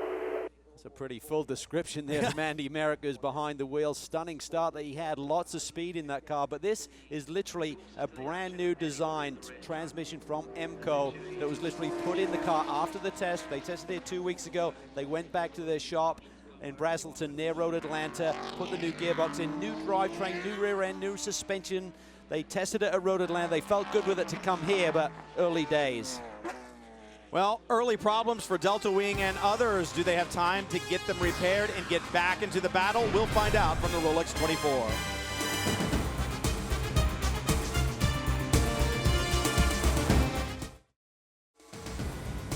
The Rolex 24 at Daytona is brought to you by Mazda. Conviction, creativity, courage. This is the Mazda way. Brilliant sunshine, and we were worried about that through the night as the cold front blew through and the rains came down and the wind picked up, but weather is absolutely perfect right now. Under full course caution, drivers getting ready to go back to green here at Daytona International Speedway for the 53rd running of one of the most iconic endurance sports car races in the world. Right now, Scott Dixon out in front, Scott Pruitt in the car. In the 0-1, he's running third right now. Here's a guy who has done it all, and if he can win this weekend, he will claim his spot in the record book for having more overall victories here at the Rolex 24 than any other driver in history, and that makes him much revered by his teammates and competitors alike. Scott, I think people that have been around for a long time, like me, knows what he's capable of. I first heard of Scott Pruitt. I hate to call him old here, but when I was a little kid. I made some comment about, were you here or did you see that? And he goes, Charlie, I've been here long before you were even around. Victory at the Rolex 24 again. 5-4-8. Scott Pruitt ties the legendary Hurley Haywood. High fives all around. It's Pruitt, he's done it all. In every category, I think that's possible. You can see why he wins championships, because he's a guy that never leaves the pit box. Always there in the morning, he's always there at night. But there's different strokes for different folks, but that's the way he does it. Pretty spectacular. He's going for it's 6 this year, and this is a huge event for somebody to break a record like that. It's an indication of what not only he means to this race, but also this race means to him. Obviously, I wish him the best. I hope he can get the 6, but if he can't get it, we're going to try to get it. Hopefully, this year maybe the 02 can win. The 01's won a lot of 24-hour races, but I'll definitely be egging them on for another victory. Regardless of what you think of drivers, when you look at a resume like Scott Pruitt's, you realize you're looking at a guy who's pretty special. 25 starts here, 5 overall wins, 10 class wins, and the miles that he's run here. But think about the stuff that he did in Trans Am, in GTO, in Indy cars, in NASCAR. Well, he's got 12 major sports car titles. I mean, the man's amazing. At his age, he continues to perform at the highest level. Yeah, now he's right in our window there, but we're here watching, talking about it, and been doing that for many years. He's still out there, one of the best in the business. Just incredible. And it doesn't look like it's about to stop either. I mean, I believe he's signed deals that go into next year with some of the programs we've talked about with manufacturers. I mean, he is just an animal, and his fitness regime, and I don't know how it's such an oxymoron being so into fitness and owning a vineyard. If either the three of us did that, we'd probably not make it to work. But he trains. I mean, every picture I've ever seen him at home, there's like a cycling machine in the living room, in the kitchen. I mean, he's one of those guys that really annoys you because he's good at everything.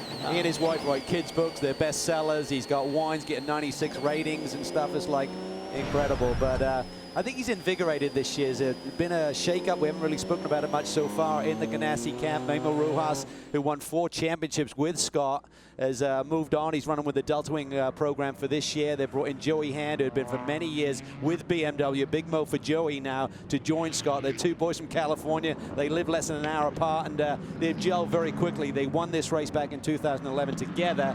I think it's a formidable force, and Ford want to win this championship for Ganassi. They won 4 out of 5 championships. In the last 2 years, they've kind of some kind of drought. So they want to get back to the top again.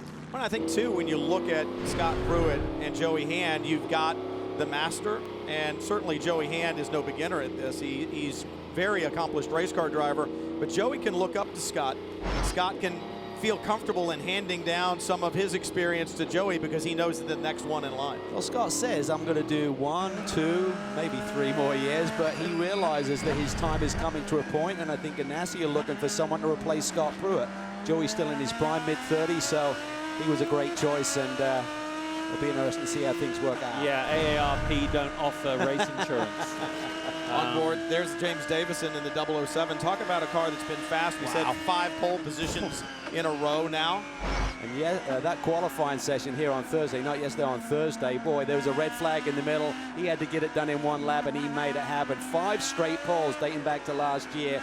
Just remarkable. But for Kevin Buckler and this group, so much success here at Daytona, typically with Porsches. I love this. No mistakes for 24 hours, and it's yours.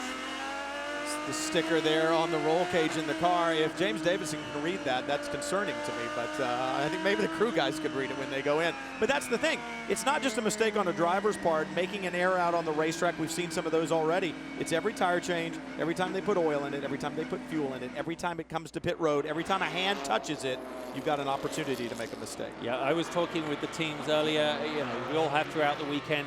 And I reckon a lot of the emphasis for success has shifted to the teams. In the old days, a little bit more latitude in the pit lane. Now, if you've got equally great drivers in great prepared cars, the pressure of responsibility has gone to the guys in the crew in the pits. And as we follow, look out the back of the Audi there, it is soon to see the green flag drop here at Daytona. And once again, Scott Dixon is out front of João Barbosa. And that V10 Audi R8 safety car leads the field to the green every time. It's absolutely beautiful, but he's going to get out of the way and let the racers do their thing. It's Scott Dixon in the acceleration zone, begins to pick up the pace. Right behind him, João Barbosa, then Scott Pruitt. And you can differentiate the 2 Ganassi entries by the red and blue noses on the 2 different cars. It gives you an idea of which one you're looking at. Pick up the little subtle differences in the paint schemes. There's the 02 with the red nose and the 01 with the blue nose on the car. And this is where things get really busy on these restarts. It's a chance to attack, pick up a position. It's also a chance to make one of those errors that we look at this. Oz Negri has gotten around Scott Pruitt here. So before that caution came out, Barbosa had demoted Pruitt 1 spot to the 3rd position, and Negri is on the charge. You're right on board the 10. Let's listen, see if we can hear the problems with the traction control.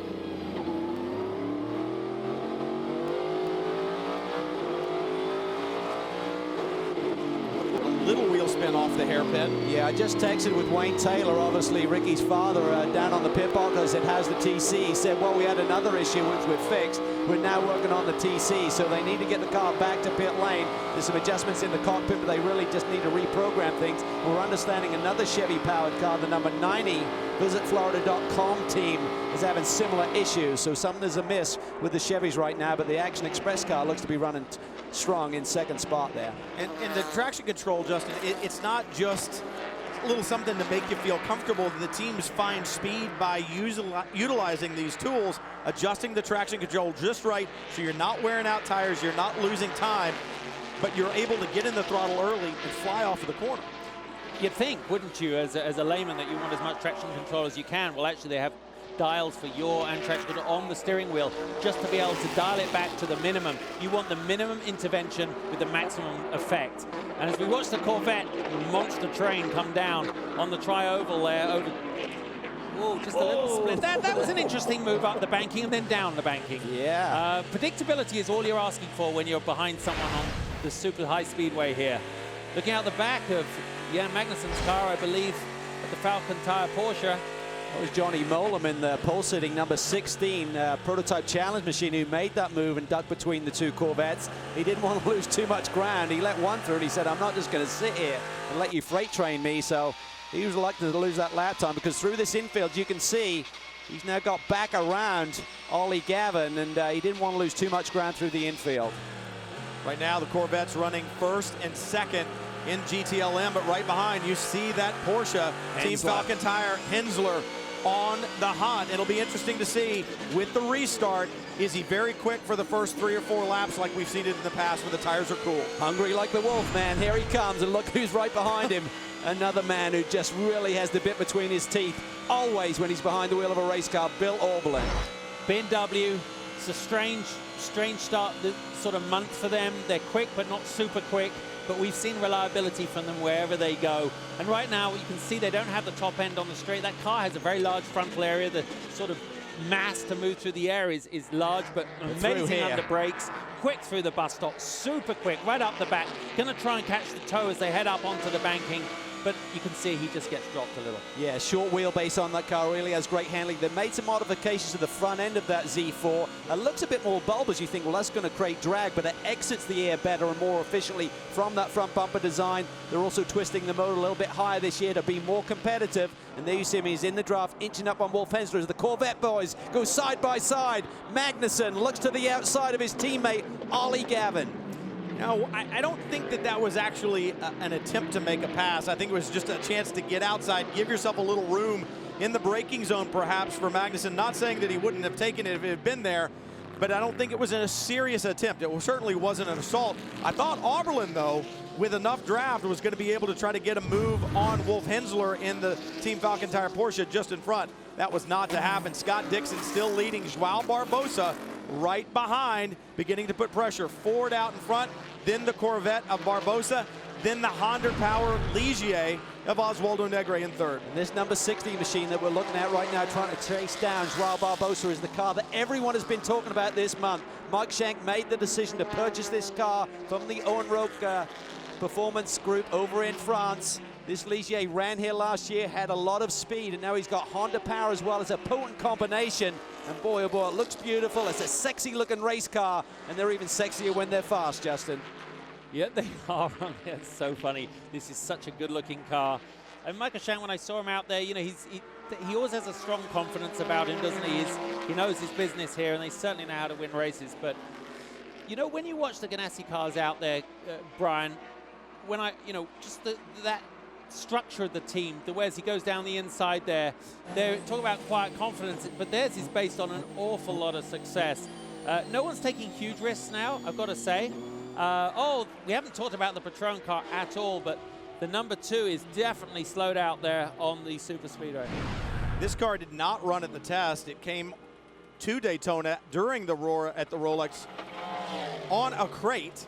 And they built the car and they've gotten it together, but they have had teething problems with this HPD chassis and the Honda power in the back. Very much so. Here we see Hensler's indeed split the two Corvettes. So Magnussen has been demoted, and now Auberlen is all over his tail. You're right. That HPD, that new combination that the Tequila Patrón ESM team are running, they've had a lot of problems with the gearbox casing, creating problems and basically lunching engines in that car, so it hasn't been happy time for that group here at Daytona.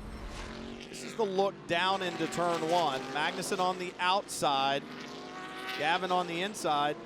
Well, you know, I'll take what I said back.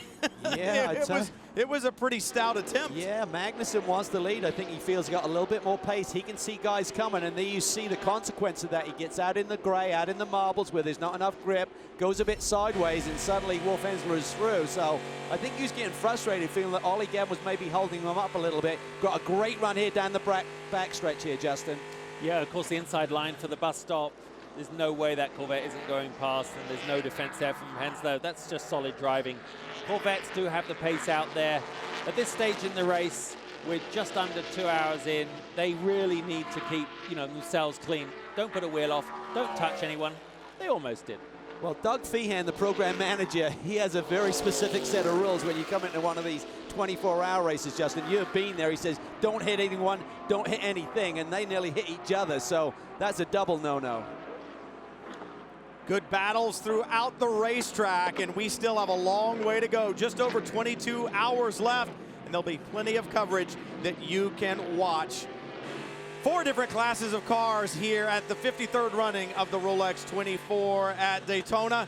The battles will continue through the night, all the way to the checkered flag tomorrow. We'll have to wrap up our coverage now of the Rolex 24 on Fox, but we will continue right now on Fox Sports 2 and Fox Sports Go, where you can follow us all the way to the checkered flag. And don't forget, tonight on Fox, UFC Fight Night, 8 p.m. Eastern Time, featuring Alexander Gustafsson and Anthony Johnson live from Stockholm, Sweden. So long, everyone.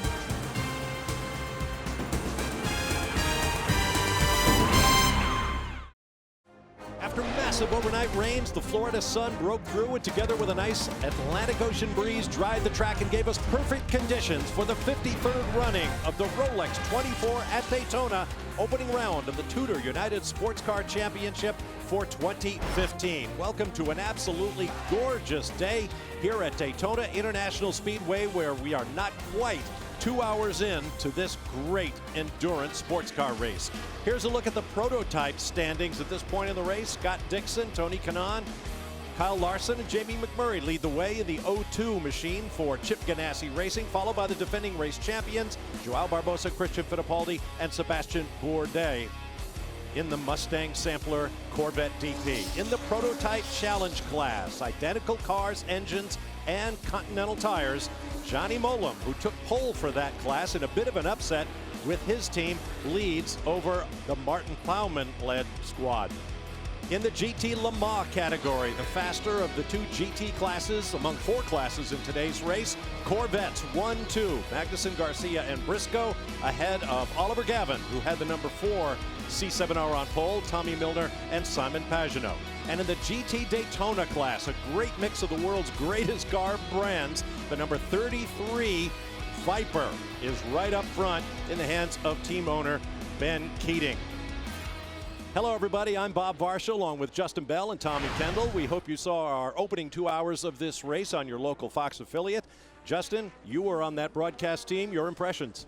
Well, it was just wild, wonderful racing. I mean, for those of you at home, you must have just been blown away like we were up here. Our enthusiasm, you know, as a British broadcaster, sometimes my language might get a bit colorful because it's the only way to describe what goes on out there.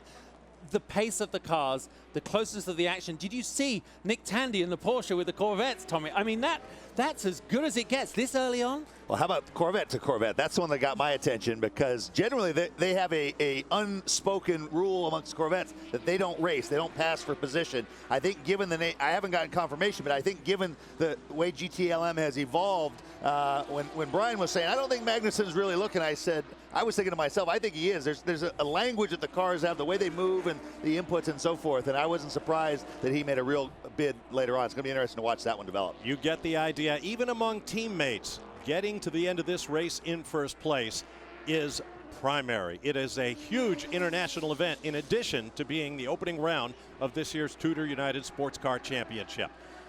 We are under the green flag. We've had 2 full course cautions thus far in the race. There you see the 2 Ganassi cars now up front, Scott Dixon and Scott Pruitt leading the number 90 VisitFlorida.com Corvette of Richard Westbrook. That is Scott Dixon leading the way, going around one of the Tequila Patrón Honda HPD 04Bs. Of course, the whole thing with the Ganassi cars running at the front here has been, they're so fast off the restarts. They've been really strong, really solid, and what a driver lineup. This is almost, it's intimidating right from the outset. Scott right now has a really nice clear track, which is obviously helping him out.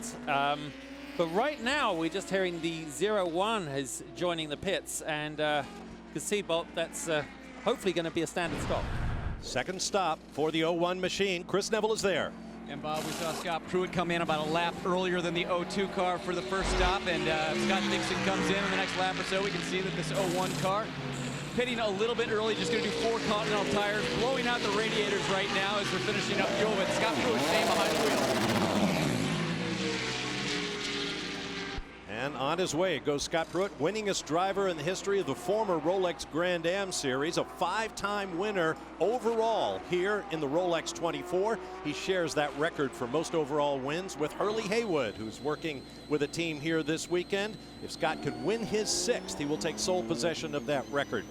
Chip Ganassi has a rival, I suppose, as the most successful car owner in American motorsports. That would be Roger Penske. Penske has a saying, preparation equals success. A year ago, the Ganassi team showed up with this then very new Ford twin-turbo EcoBoost engine package. They weren't as prepared as they wanted to be, and they struggled in the race. This year, the team manager Mike Hull assures us they are fully loaded, locked, and ready to go. And when they showed the speed that they've shown, it's an ominous sign to the competition. I was actually on Scott Pruitt's flight on the way down. We talked quite a bit. And he said, you know, our test was like the usual Ganassi test. He says last year was a total anomaly. We had so much new stuff being thrown at us. He says we were just running miles, putting miles on the car, putting miles on the system. And so when I toured the garage area, the top speed advantage that this car has been exhibiting is an ominous sign, like I said, because they tend to not give races away. And I remember it was 2 or 3 years ago where they had a top speed deficit, and they still kept themselves in it till the end by not making mistakes and so forth. So obviously, that's why you won the races. No one's ready to give them the trophy yet, but it's an ominous sign with Ganassi's preparation and record and having the speed. So as we watched him, you know, as he went out there to do an outlap on cold tires, this track is actually very tough on cold new tires. As you build up your speed, at this point when you get out on the banking, it starts to, by naturally the physics, the G-forces, they start to warm it up. But right now we're running with Scott Dixon up there high on the bank. He's got an abnormally free track right now. I don't know where the other 52 cars are right now, but he's had a beautiful couple of laps here all on his own. When the cars pitted for the first time, my colleagues talked about how the teams were still feeling out their fuel mileage. They hadn't had as much practice time as they probably would have liked, and so they had to try to figure out how far they could go on a tank of fuel. Obviously, you get a big leg up in the race if you spend your time on the track and not in the pits. About 24 laps into the race, I believe, Scott Dixon made his first stop. He is now 33 laps, I believe, into the second stint. So they're finding out that they can go a lot farther than perhaps they might have predicted. Chris Neville awaits the three-time IndyCar champ. Scott Dixon going 2 additional laps and Scott Pruitt on this stop. And I checked in with Mike Hall, and Tommy, you were talking about signs. Well, talking to Mike Hall, he said Scott Dixon really hasn't said anything on the radio. That's how good this car is. And we have had some temperature fluctuation in the first 2 hours of this race. It's gotten a little bit warmer down here, but no adjustments to this car. Just 4 Continental tires, fuel, blowing out the radiators, and then they're going to send it. Next up in this car will be Jamie McMurray. Chris, how many tear-offs do they have on the windscreen there? Do you know, roughly? I saw them take one off. Just as it was going by there, it had the number 11 on the tear-off. So I think they just tore off number 12, so they have 11 more to go. Great, thanks for that. 37-mile-an-hour pit lane speed limit, which must seem awfully slow after you've been rocketing around at 190 plus. Falcon tire car we're watching there, Wolf Hensler behind the wheel, really incredibly strong at this stage of the race. But this sums up GTLM racing right now.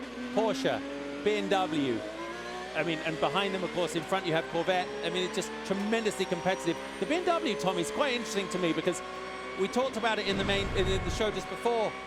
They don't show ultimate pace here, but they're just so solid and consistent in the race. Well, we talk, and we don't want to talk about adjustment of performance too much, but that car, all the other cars seem to respond how you would to the restrictors and the weight and so forth. That car tends to be outside the window. If you made it the same on speed, it's got so much downforce and so forth. So that car is a really tough one for them. They're much closer to the hunt this year than they were last year, and we saw how close they came to winning. But it really is kind of a car that's really has more extremes, excels under braking and through the infield, and really pushing a lot of air on the straightaway. Another great story here is the number 58 Wright Motorsports machine. What there do you you see guys the driver. come over here so we can do the other tire? Little problem at the right front corner, as you see. Patrick Dempsey is on the driver's strength.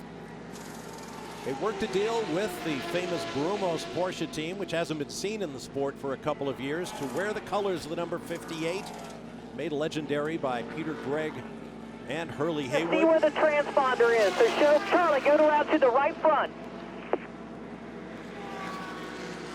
Looks like they've got more work to do there. To Chris Neville.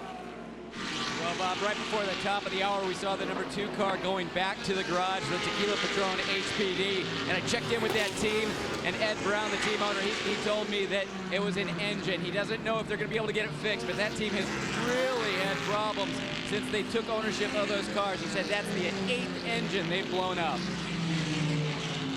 Problem on the racetrack. Johnny Mollum was started on pole in the prototype challenge machine. Saw he had gone around in a tangle. SpongeBob hanging on there. Yeah. Probably not got any square pants though. As he goes in. A little assistance there. Yeah.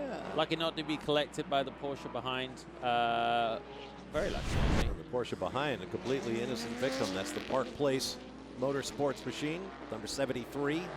Just had another problem.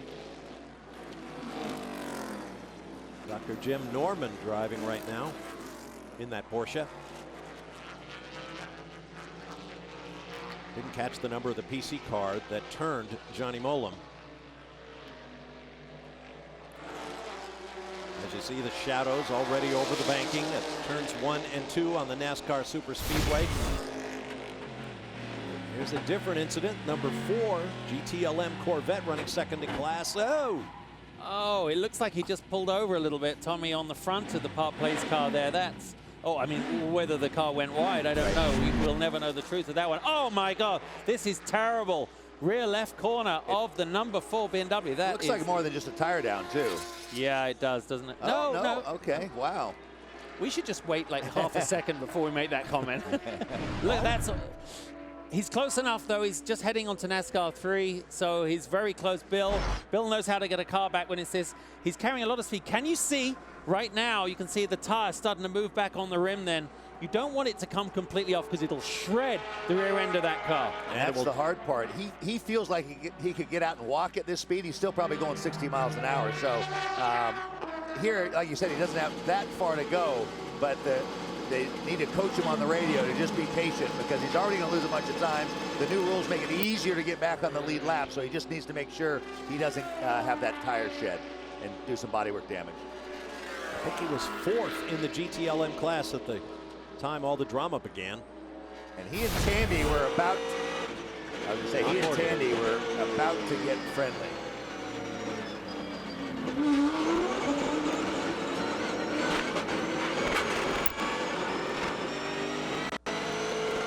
It looked like he was avoiding the Porsche Corvette tangle. No good deed goes unpunished. As you can see, Arberlin has made it to the Team RLL for Rahal, Letterman, Lanigan. Yes, that Letterman, David. And the team has gone to work on the car. We'll take a break and return to Daytona.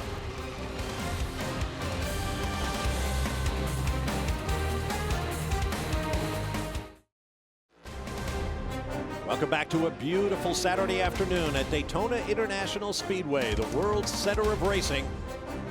Stage for the 53rd running of the American Endurance Racing Classic, the Rolex 24 at Daytona. There's a look at Paul Dell'Anna in the Aston Martin GTLM machine, who had a spin just a few moments ago, a few corners earlier on this lap, and he has been slow since that point. So I don't know if he hurt the car. It looks like all 4 tires are up. Here he is coming down into turn 1. On the outside, going around a Ferrari, he just gets in hot. It was a noble effort for a second, but here it is in real time. Tough to go the long way around there, Tommy. I mean, the Ferrari game, remember, he just carried a ton of speed in, hit the little transition there and then spun. Didn't do much for his tires. I'm not quite sure what could have happened here unless we can't, I don't know if he's got an onboard or not. He's pulling off. Pulled off. Pulling off. Well off the racetrack, so we shouldn't expect the yellow flag. I think maybe he was hoping for a yellow, but at that pace, it looked like maybe a driveline issue. It didn't look like he was going to make it back. It's definitely all that torque going through as he spun obviously did some damage. Back to the overall lead of the race. There's the 0-2 Ford EcoBoost Riley in the hands of Scott Dixon. He's been in the car since the green flag. And while we were at break, he just retook the lead after his stop, a historic moment that you would not have predicted last year. The Mazda prototype led its first laps under green overall, and the program still has a little ways to go, but we spent a nice evening with them here at the test and heard about all the unique engineering challenges that they're facing. And unlike a lot of manufacturers decide to go racing, they say, hey, we're going to do this. We want it to be as close to production as we can, but we need to win right away. Mazda said, we want to use a production engine, production block. And so, I mean, some of the things like the way the oil, you have to cool the piston with an oil stream from underneath. It literally has to hit within not just the bottom of the piston. If it's off by a tiny bit, the thing overheat, there's so much heat being generated. And so Celine Tremblay and that Speed Source team, I was blown away by all the things they're having to deal with. And it's great having Bomarito on the team, because I did ask him, and I wasn't being disparaging against all the young guns, but when you haven't got a lot of experience in cars like this, you can't say it's better or worse. It's like, is that my best Italian meal? It's my first Italian restaurant, So it's great having Jonathan get in there. He's, especially on the systems, the electronics, traction control and things like that, he's being able to, you know him. Oh yeah. Heck of a driver, and he's able to give, I think, a little bit of guidance and a bit of leadership. And even though they still have a little ways to go, they're 15 miles an hour faster through the traps than they were last year. When I saw them last year on the banking, I thought the car was broken, and that was as quick as they could go. And so they've got a ways to go, but they're really driving hard internally as well amongst the drivers, battling for their jobs essentially, and that's what drives the team forward. On board the number 10 now from Wayne Taylor Racing, the Konica Minolta car. This is for second place. But the story about Mazda goes deeper. It is the only diesel engine in the field. It's a tiny 2.2-liter twin turbo, but those two turbos are mounted sequentially, meaning one blows into the other to create the compression. And the fuel, well, it's bioreplaceable diesel made from food products, typically chicken parts. So it has a lovely French fry sort of smell as it goes by. Here's more. 2014 was a learning year for all of us. Brand new car, new guys on the team. I was new to a really big prototype car like that. I mean, where we started at Daytona till now is really night and day.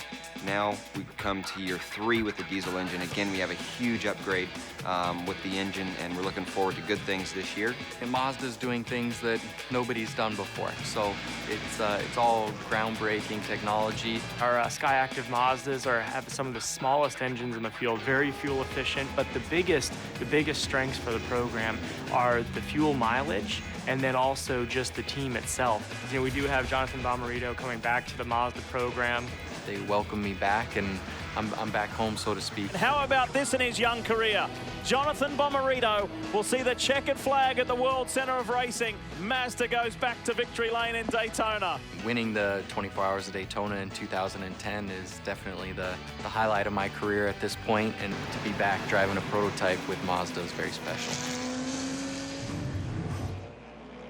And there's the 07 in the pits. Looks like Tom Long staying in the car. Ooh, that doesn't look good. Very smoky car. Of course, the sun is a little lower in the sky right now, so I think it's exaggerating the effect, but he's looking a little, looking like he's checking his belts right now, Tommy. Like, if I have to make a quick exit stage right, did he just come in heavy on the brakes and it's just, no, they're taking their back off. Yeah, okay. It's a shame. Off the track, this team takes these prototype cars into high schools across North America. It's an acronym-heavy program called STEM, for Science, Technology, Engineering, and Math. And the overall program is Racing Accelerates Creative Education, RACE. They've reached more than 12,000 students last year. They've already made a couple of appearances here in Daytona and over in DeLand, Florida. Hoping to catch the eye of young potential engineering students. Now on board the number 3 Corvette, leader in the GT Le Mans class, Antonio Garcia from Barcelona, Spain, on board. Let's listen to that big Chevy V8.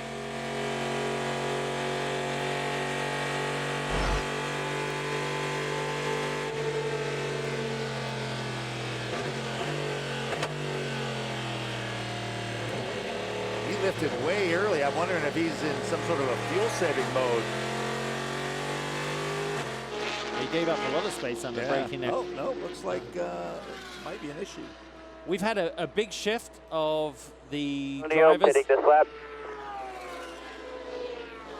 on all the GTLM cars. We've got another round of another lineup of superstar drivers, but as you see, number 3 Corvette pulling into pit lane. Yeah, you called it, Tommy. There's obviously an issue there. It's got to be an issue. He pitted back on lap 59. He's only gone 5 laps. I'm sure one of our guys is there, will be watching it very closely at what happens. The team falls on the car. First thing they do always, Bob, is they do the tire fuel as a matter of course, but he's going straight out. Maybe he thought he had a puncture, or thought he had it, or it showed up on telemetry. Needed a tire change. Pit lane speed limiter on. It's you always get confused when you see someone get a penalty for that, but you know, they run it right up to the edge, and it's an awful way to get a penalty. Obviously, right now. That is not what he's heading for as he heads out. You can see that acceleration, that burst as he releases the pit lane speed limiter control. As you head out of this pit lane, mentioned it earlier, very tough pit lane on cold tires, but we pick up the action there. New leader in the class, number 911, Porsche Patrick Pilet behind the wheel. Last year was the first year Porsche dedicated a GTLM effort purely to the TUDOR United SportsCar Championship. I mean, Porsche, Ferrari, BMW, Corvette, you know, that sums up our kind of racing these days. It's interesting to me, Tommy, because it looks like any one of them can hold the lead depending on what phase they're in during their stint. Yeah, and the Porsche has shown quite a bit more speed than they had throughout the roar and through practice, but yeah, once the green flag dropped, they're right there with them. Let's get more on the Mazda story now. Matt Yoakum is with the director of motorsports. Whoops, we got a spinner on track. That's the Aston Martin TRG AMR. We'll get to you in a second, Matt. Yeah, the Aston certainly lost it going into turn 1 there. That was the class leader, if I'm not mistaken. James Davison of the 007. No, it's the 09. That's 009. That's the sister car. So I am mistaken. Derek DeBoer. Yeah, you thought you made a mistake, but you were wrong. Yeah. Shown 14th in class and back on his way once again. Let's get back to Matt Yoakum and John Doonan. And catching up with John Doonan first, the issue that we have behind us in the 07. We have a high pressure fuel line that came off. The guys are fixing it. We should be back out shortly. There's so many interesting parts of the entire Mazda racing program. What impresses you the most? Frankly, Matt, this is an exercise in showing the durability of a road car engine. And it's an example of a rolling laboratory that should give current Mazda owners confidence that their car is in good shape on the road. And hopefully future guys shopping for a car need to put Mazda on their shopping list. And one more question for you. You guys do so much away from the racetrack as well with kids. We do. We initiated a STEM program to visit high schools before each race to tell them about what we do here and how it relates to their schoolwork. But if you had told me a year ago that a Mazda would be leading the Rolex 24, I would have told you were crazy. And remember, eat more chicken nuggets to help fuel this Mazda. Chris? Well, Matt just checked in with the 98 team, trying to figure out what's going on with that car. We see Paul Dallalana stopped out on the racetrack, and he had a spin a few laps ago. And checking in with the team, it took him quite a while to try and figure out what's going on. But Paul Dallalana's going to need a tow back to the garage. They think that car, they've got a clutch issue with it now. So he's stuck out on the racetrack, hoping to get a tow back to the garage. And most of that team headed that way. Yeah, he's on the rollback, Chris, so looks like he'll be back in the garage area shortly. Those iconic Gulf oil colors on that beautiful Aston Martin. Hopefully it'll be on track again shortly. We'll be back after this.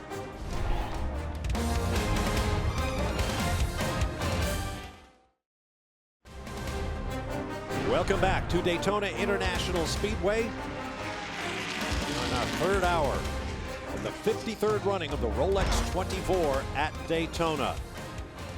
Guys of the motor racing world on Daytona for the beginning of the international road racing season. There is the race leading 02 Riley Ford EcoBoost from Ganassi Racing in the hands of Scott Dixon. As the sun grows low. I'm Bob Varsha along with Tommy Kendall, Justin Bell. Tommy has a victory here. Justin has a pole, a second place finish, and I'm afraid to say I was not able to complete the podium with a third. Jamie Howe is down in the pit lane along with Andrew Marriott. Chris Neville and Matt Yoakum get a break. Let's go to Andrew Marriott right now. Yeah, well, I'm here with Johnny Molam, who just climbed out 10 minutes ago from the BAR1 car. You've led PC, had a fabulous pole position. I think you led for a couple of hours, Johnny.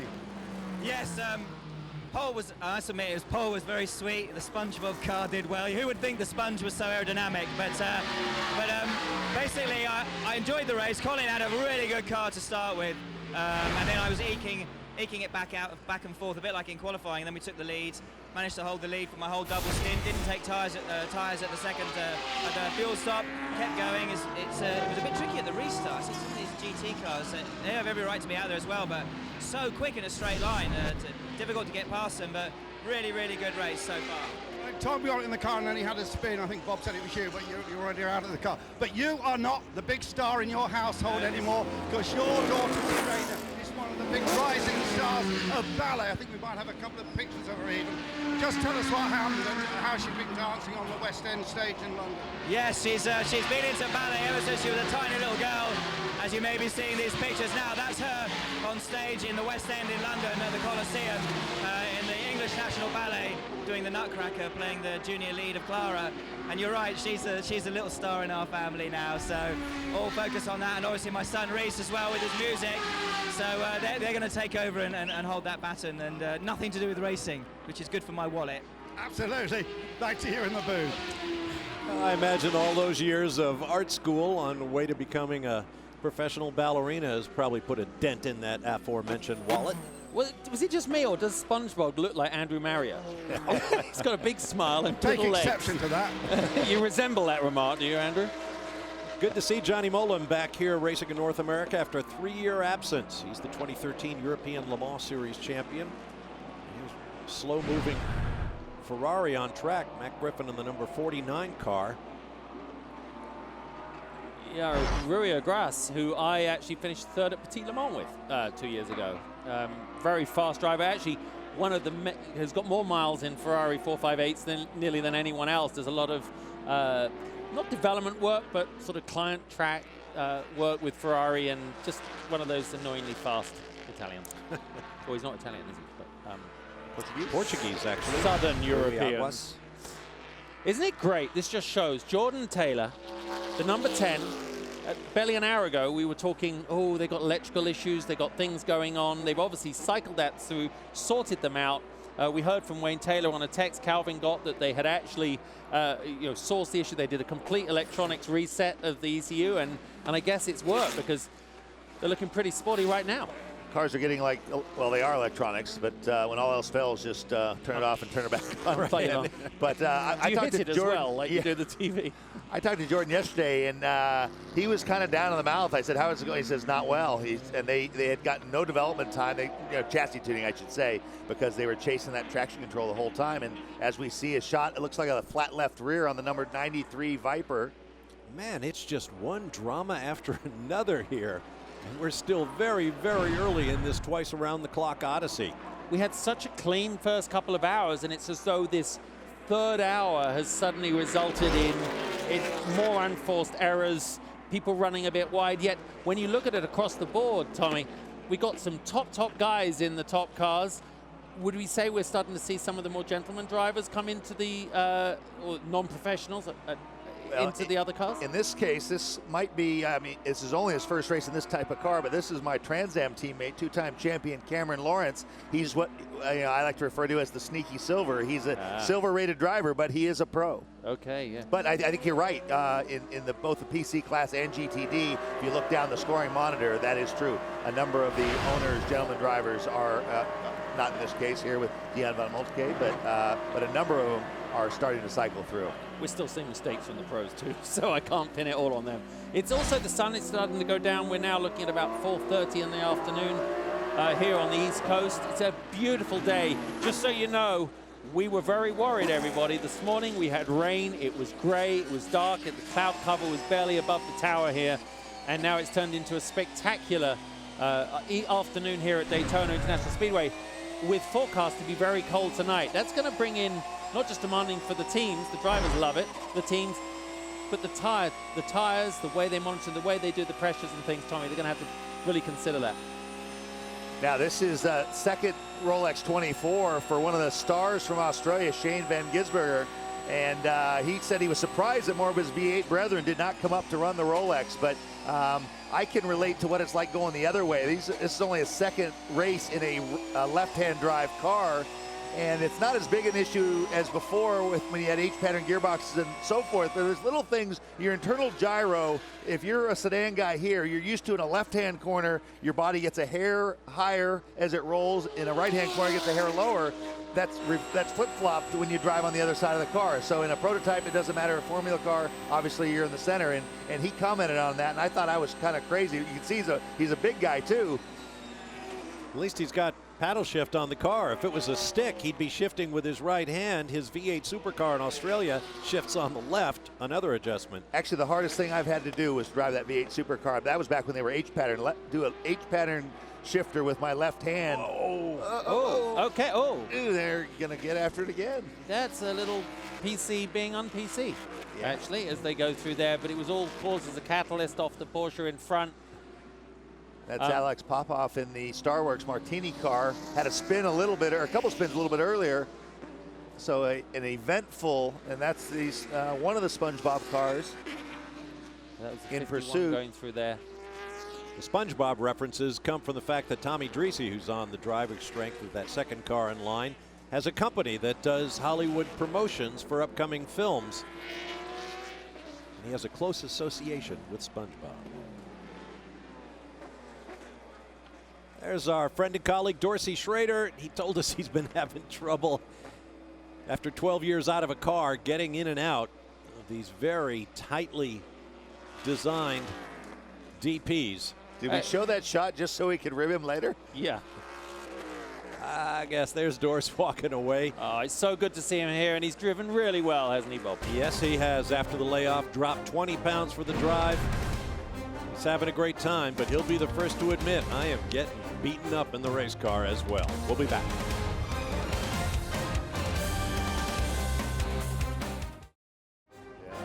Back at Daytona, there's NASCAR star Jamie McMurray getting set for his stint in one of the Chip Ganassi cars here at the 53rd Rolex 24 at Daytona. Talked about it earlier on the Fox broadcast. Jamie Mack with a chance to join just two other drivers who have won both the Daytona 500 and the Rolex 24 at Daytona. There's a tweet from DW. I have a great big Rolex clock mounted on my dash to remind me I had a long way to go. Be patient. Okay, there's a racing legend heard from. How about another one? David Hobbs. Rolex 24 hour, very good 2 first hours. I thought interesting announce team on now. Best in the biz. Oh, checks in the mail, Habbo. Just to loosen up a bit. David, what we're trying to do is get Justin to speak English and not British, so we can all enjoy the jokes. Oh, behave, Bob. And back on track, you can see the sun glinting off the track.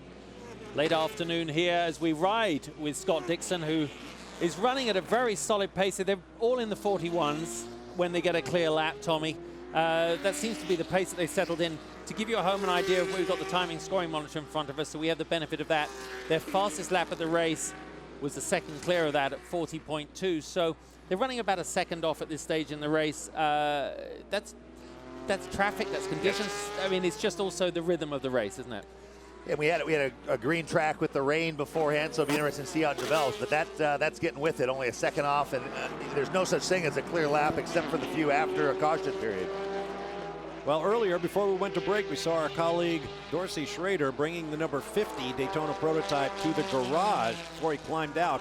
Let's see if we can learn more about the situation with Andrew. Yeah, well, I'm with one of Dorsey's teammates, Dave Hinton. How's the car now, Dave? It's okay. We're having some brake issues. Dorsey went back to the garage. We're going to bleed the brakes out and give it another go. But we have had a few issues from the start. Now, you're here as a racing driver, but I know you as the president of the historic Sports Car Racing Club. You're running a big event here in November for the second year. Just tell us about it.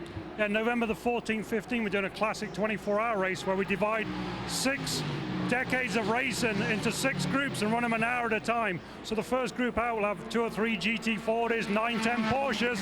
The next group will have Greenwood Corvettes, 935s. So you see 6 decades of racing of the Rolex 24 type cars over 6 hours. But you did this last November. You did it last November in Northern event. It was very successful. Yeah, it was a great success. We had 21 different countries represented and something like 240 drivers altogether. Terrific. Let's go back to the booth. All right, thanks very much. The number 50 car, one of a number of machines raising money for various charities in the race.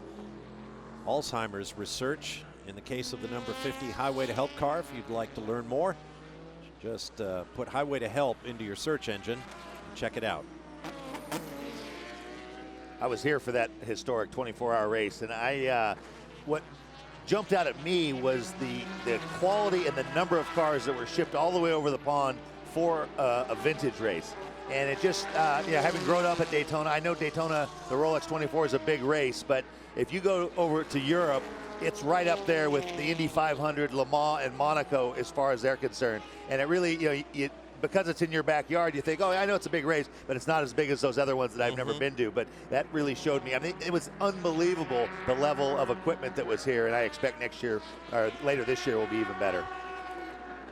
So right now, Scott Dixon out front has almost a 9-second advantage over Jordan Taylor in the number 10 car.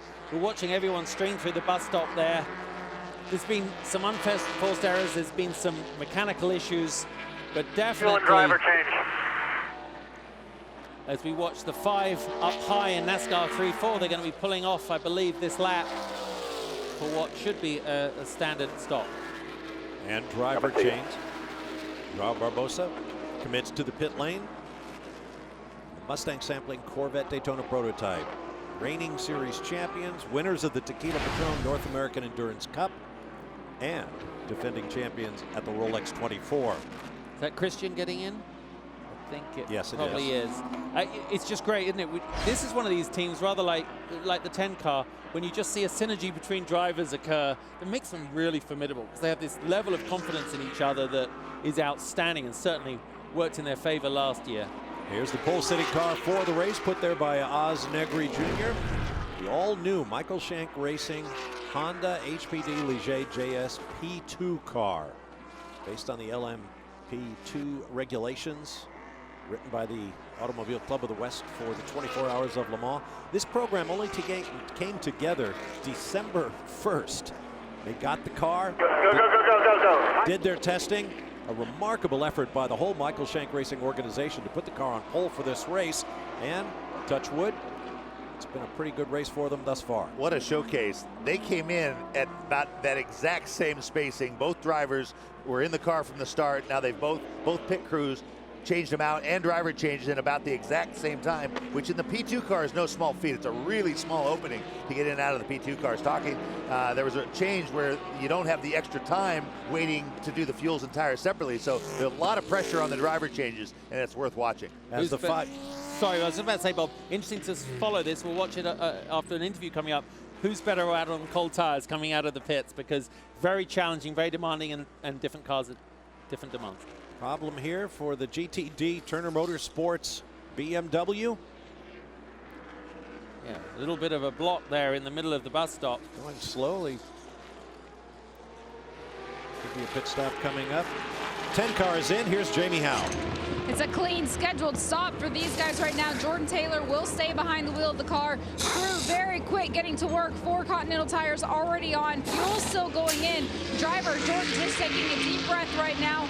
Kind of calming down a little bit. Andrew? Yeah, well, you blasted me out with that engine noise. I'm with Alex Brundle down here, who's driving for Patrón Racing in the Ligier. He's done much of the development on this new car. Alex, it's going reasonably well. It's going okay. We had a bit of a problem with tyres early on. We tried to run a little bit too long on the tyres that had a heat soak from qualifying with Ollie at the start. Now he's just jumped out of the car literally now, and Tracy's just jumped in.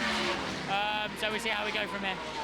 Now, this morning we saw a marvellous Jaguar that your father raced here. Did you get to look at it at all? Yeah, I did. I stopped by to have a look at the car. I know the owners quite well, so yeah, it's a beautiful piece of machinery, and great to see it running out here today.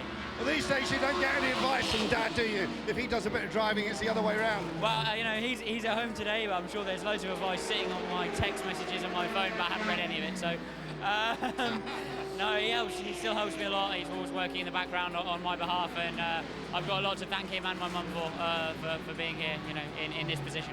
Nice to have a Grand Prix driver. That's your dad.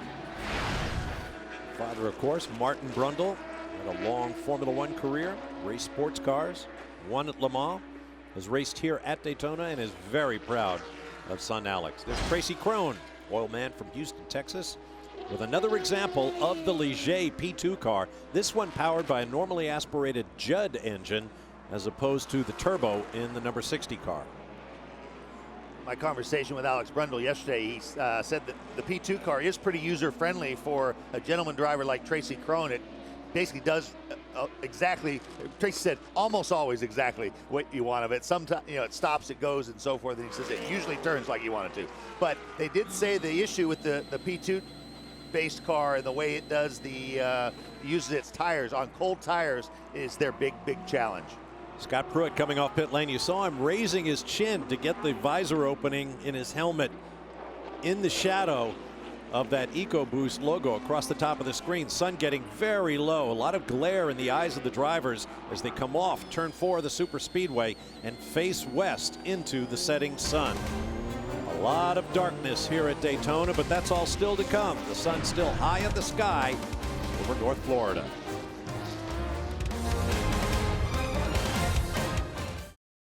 The first time I did it, I think I underestimated how big an event the Rolex 24 is. This is a really tough motor race. This race has everything. You never know where the challenge comes from. It's a sprint race for 24 hours. It's a very, very tough one to win. It's certainly an event that, as a fan, that I would want to come and be a part of. No question about it. If you are a fan of motorsports, and particularly sports car endurance racing, Rolex 24 at Daytona has to be on your bucket list. We welcome you back as the sun continues to get low in the sky here in Daytona. One of the several things that distinguish the Rolex from its sister 24-hour race at Le Mans in France is the fact that this is January in the Northern Hemisphere. Daylight is somewhat limited. The nighttime hours are long, and they are dark as well as cold. Le Mans, however, takes place in June, summertime, with a minimum of nighttime hours. Drivers will tell you it's one of the reasons the Rolex 24 at Daytona is such a tough race, because of the weather and the sunlight. Yeah, absolutely, but you can see how the west side of the banking is now in shadow. When you're out there as the transitioning driver, either to daylight or into dusk, I mean, you adjust accordingly. It's not a big shock. It's not like suddenly, wow, the sun's in your eyes. You see it happen.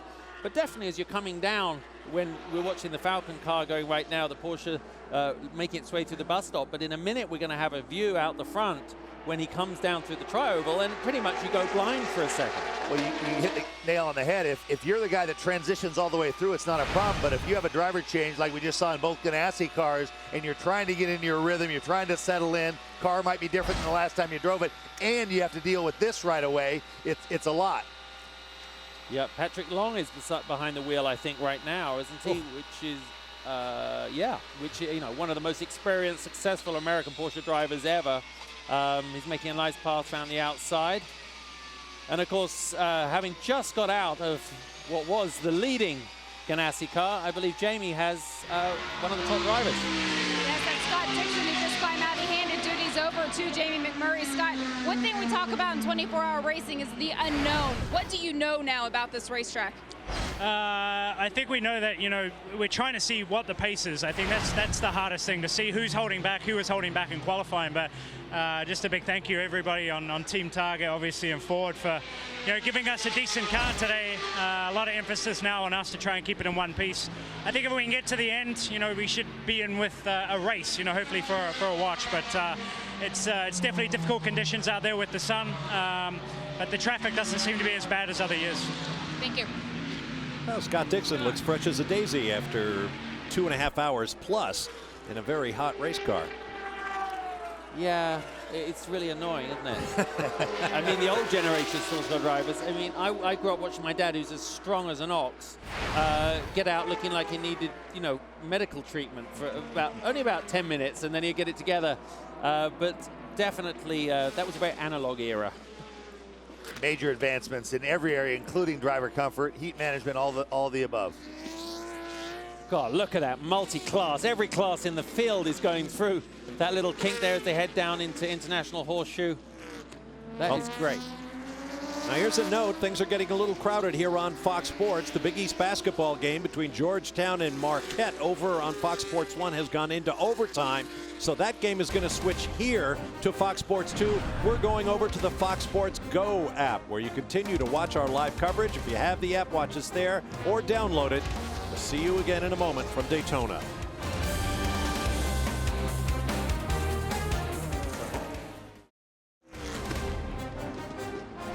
Welcome back to Daytona and the 53rd running of the Rolex 24 at Daytona here on Fox Sports Go. I'm Bob Varsho with Justin Bell, Tommy Kendall, Andrew Marriott, and Jamie Howe down on the pit lane. Oh, a little bit of contact there between the only two Audi R8 LMs in the race.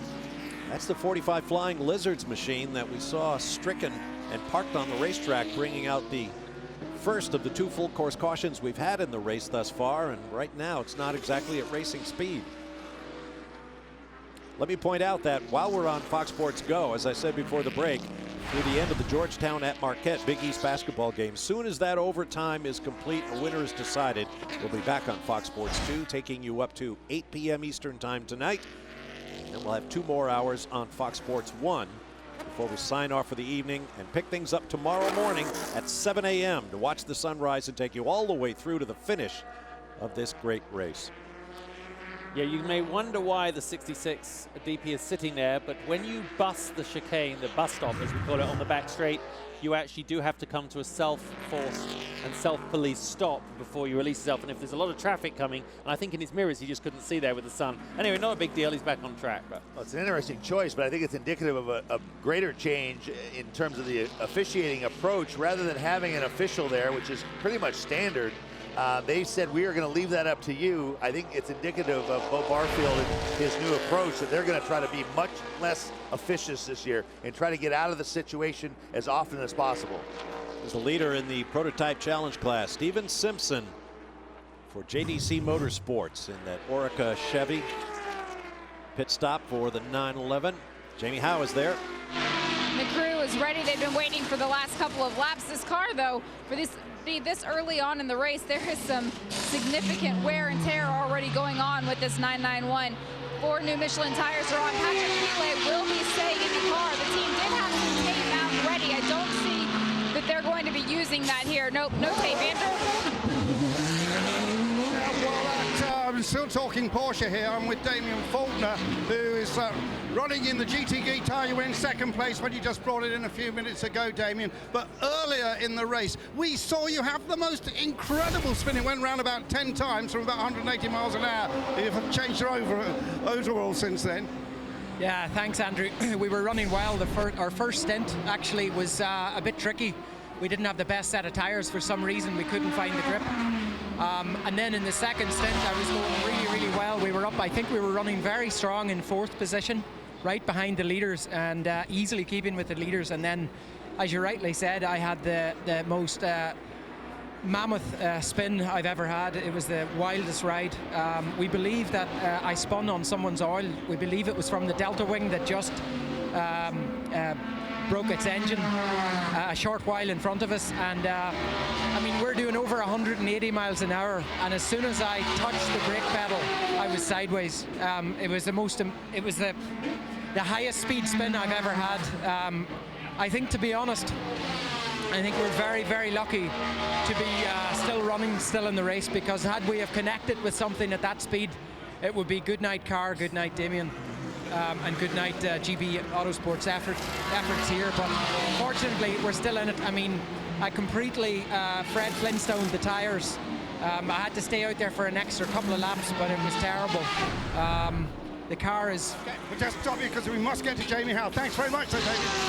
The number 4 from Corvette Racing making its scheduled pit stop. Tommy Milner staying behind the wheel. This team is just orchestrated perfectly.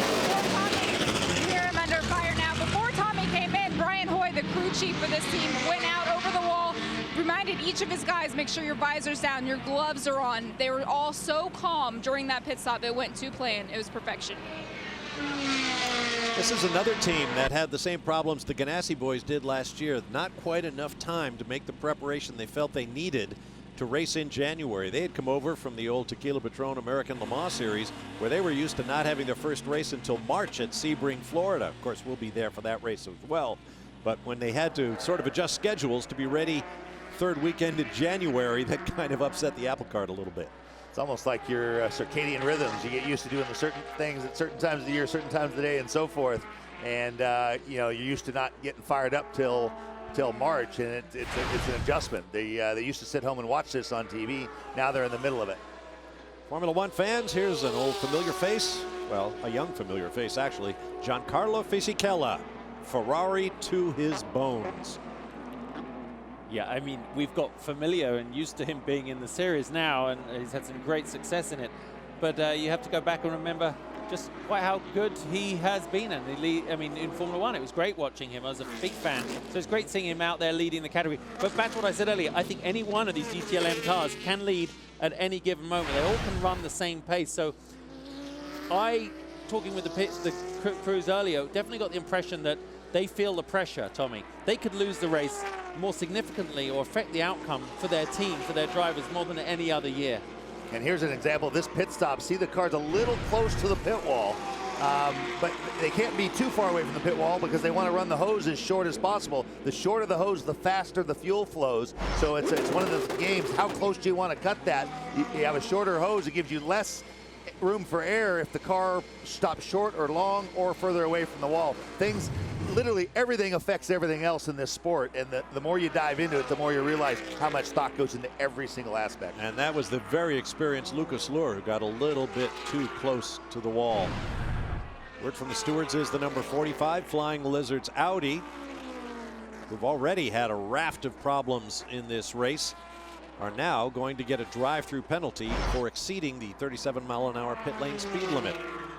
This is the 85. This is a prototype challenge car. Class leader now in. Don't know who just got in that car, but obviously 5 drivers in the lineup there. PC's just been so competitive all through this race, so they'll want to make sure they can hold their place in that top grouping by having a flawless pit stop. Driver change should obviously be easier in an open top car. They've got a driver assistance there, but I'd say this one isn't going exactly to plan right now. Notice that blue number that just changed from 1 to 2 just behind the right front wheel. That's the leader light system, not the car number. It tells you where that specific car is running in its class, and it's a huge help to the fans and the occasional television commentator. Bruno Junqueira now taking over the lead in PC. And thus his leader lights number is 1. Blue for the PC cars and the GT Daytona class, red for the big prototypes and the big GTLM cars. And another familiar name from the IndyCar ranks, Bruno Junqueira. Bruno's really found a home here. He's such a competitor and lives for motorsport, but he's found a home with Rocket Sports in this PC class. And you know, the battle for pole, you know, Colin Brown and there's a lot of hot shoes in this class. And Bruno really, you know, he used to be an IndyCar star, drove for Ganassi and so forth, drove for Newman Haas. So arguably you could say it's a lower level, but he just is a true competitor, loves to do it. And if he's off by a few tenths, when you see him, you ask him, there's no short answer. You say, how's it going? He'll say, well, you know, and he'll tell you everything that happened that led to him being 0.2 of a second off. And of course, run by an old adversary of yours, Paul Gentilozzi. So, I mean, we all have great Paul stories. And right now, he's running a great team in PC, and it's good to see. Of course, we've got Jack Horsworth coming up later in the car. I don't think we've seen him yet, and I was a big fan of his last year in IndyCar. He's a real rising star. Giancarlo Fisichella brings the Risi Competizione Ferrari to the pit lane speed limit. We're about to switch back to Fox Sports 2. And welcome back here on Fox Sports 2 as the Risi Ferrari GTLM, beautiful 458 Italia, comes to a stop in its pit. If you're looking for the UFC prelims, those can be found over on Fox Sports 1, where we will be with our live coverage of the 53rd Rolex 24 at Daytona, beginning tonight at 8 p.m. Eastern Time for 2 full hours. Pierre Caffer started the car. Giancarlo Fisichella currently in it. Meanwhile, great action on track.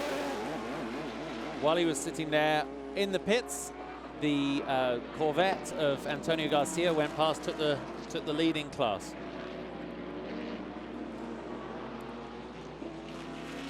It's interesting, isn't it? Sorry, Bob. I was just going to say, you see the yin and yang of those two cars. These PC cars are jolly quick on the infield, Tom, but they lose a bit on the acceleration. Well, and they're close enough in speed to the GTLM class. You see sometimes, we saw it earlier in the race with one of the Porsches, they don't like those cars getting between them because they generate their speed different places. So as we see a car turn back around, that's the 19. You can still sense that glare. Jim McCallan in that Porsche facing the wrong way. Actually, the last time I did this race, I ended up pointing that way too. Gilner Motorsports 911. Yeah, very difficult to pick your moment to do this little fast. And that wasn't your moment, mate. That was really not good at all. I know you're a little unsighted by the sun, but that was just wait. Stay to left. It reminded me of some of the moves I see with the elder drivers here in Florida, where they figure they can do anything as long as they do it slowly. It's better than if he had pulled out quickly, but it doesn't make that a cool move. Well, Jim McCallion is not a full-time professional racer, although he is a veteran here at the Rolex 24 at Daytona. His day job, promoter of the Long Beach Grand Prix on the Verizon IndyCar Series. There's a replay of his attempt to reverse course and get going in the right direction. I'm sure the 33 Viper radio was quite colorful. Bleak Molan in the car right now. I think we have a pit reporter down. Are they ready to talk to Bill let's get Riley? down to Riley Motorsports. Andrew, I believe, is there. I'm with Bill. We were just waiting for the interview. Your facial expression changed a bit then. Yeah, that was a close one. Sebastian Blake-Avellan kind of had to get around a Porsche that pulled out right in front of him, but he did a great job. So we're just trying to cruise and put our time in. Now you're leading GTD on this is a new program really after you've downgraded from last year's program, but this is going so well for you. Well, I mean, I couldn't quite hear you all the way, but yeah, I mean, it's great to be here with the Vipers. We're running up front, and they're running strong, so we just have 21 hours to go. Now there's some big news in Le Mans type racing. There's going to be a new class, certainly at Le Mans next year, the LMP3, and I think you're preparing a car for that. Yeah, we're designing the car right now. Tony Ave is going to build it, and it'll be an AR2. So we've done this before with the Trans Am car, and it'll be an LMP3 for European Le Mans Series, Asian Le Mans Series, and track events in the U.S. And do you think this will be a car that could race in the U.S. in the future? It could race in the U.S. now, and NASA and SCCA. We'll have to see what IMSA wants to do with it when it gets fully developed and they see a car running. Bill, long way to go. Thanks very much for your time. But I hope you don't get too many more scares in the next few minutes. I don't know if I can take too many like that. We have such a nice car, and the team has really prepared everything great. The drivers are doing an outstanding job. So we just have to keep clicking laps off, keep clicking laps off. Bill Riley there, one of the great technology guys in motor racing.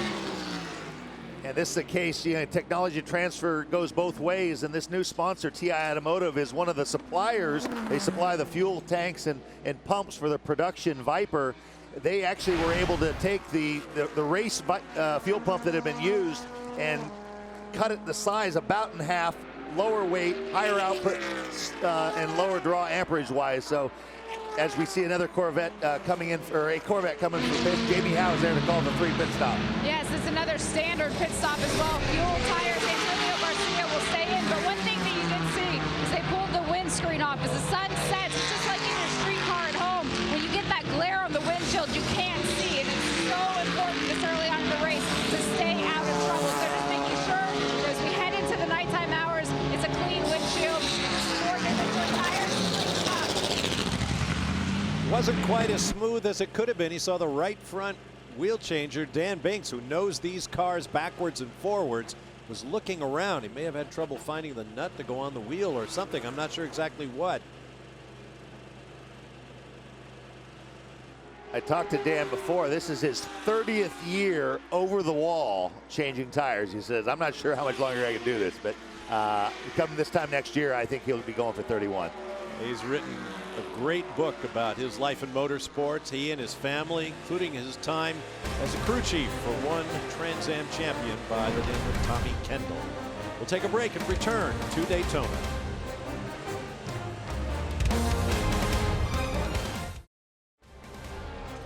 Back at Daytona, about 45 minutes from official sunset. The lights above Daytona International Speedway will come on. We are under a full course caution for the third time in this race. See the time at the upper left.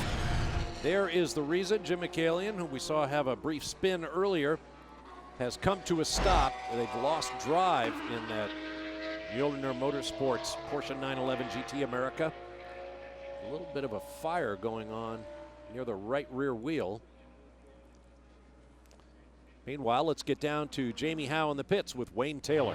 Well, Wayne Taylor's been watching on as his son Jordan is behind the wheel now. Wayne, 10 years after the win here, how badly do you guys want this one this weekend? I'm sorry, I didn't hear a word you said. How badly do you guys want the win this weekend?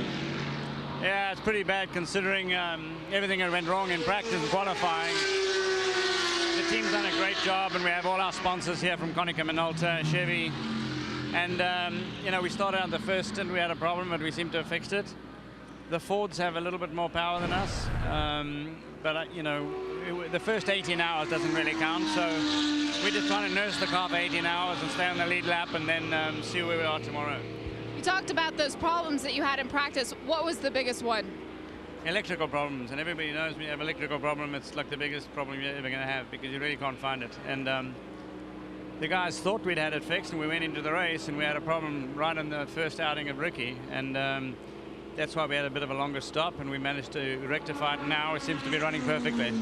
Thank you. Andrew? Well, I'm with the Flying Finn. Terrific, Tony Verlander. Tony, you've had a few problems because we expected your car to be running right up front. No, I mean, the car is running well. We had a small issue when Jimmy came in and Perotto jumped into the car. We had a small issue on the pit lane. There was some misunderstanding with the red light in the end of the pit lane, so we got stop and go plus 60. Well, we are still in the game. It's a long way to go. As we know, now the fun starts, the nighttime. So we are keeping the car consistent, and hopefully with the way bypass around system, we get our laps back. Yeah, it's a very strong team of drivers, and Fizzy's driving so well still. Yeah, I mean, Fizzy's in the Risi car. We have me, Jimmy, Collard, and Perotto. Of course, the entry, as we know, is always a strong entry. 24 hours is a crazy race, so we just need to keep going, do our job, clean pit stop, no more mistakes, and that's it. Yeah, there'll be a big fight between you Ferraris. Thanks, Tony. Thank you very much. I tell you, I've always marveled at all the Scandinavians for their, as we know, they've become amazing rally drivers. Their car control's extraordinary. I had a first-hand little, very short-lived battle with JJ Leto at Le Mans when I drove the McLaren in the rain. I was like, oh my God, look at him go. And I was in Iceland earlier this week doing one of my shows, and I understand why they're so good. The roads are just black ice everywhere and snow, Tommy. That's no wonder they're good. The minute you get your driving lessons, you're in a baby carriage going sideways. I can remember that one. I was just in Iceland this week, and Jamie is down in the Ganassi pit. Yes, and both the 02 and the number 01 made their pit stops. However, this 02 stop taking way longer than it should. They got beat out of pit lane by the number 10 car, so we have had to change the position here on pit road. Well, so the lead changed in the pit lane as we predicted. Not predicted that change, but predicted that a pit stop can cost you position. And that's going to go all the way through to the finish there tomorrow, Tom. So those are the prototypes pitting. The GT cars will pit on the next lap. Then we'll have the final wave by to get all the front runners bunched up and go green once again here at the Rolex 24 at Daytona.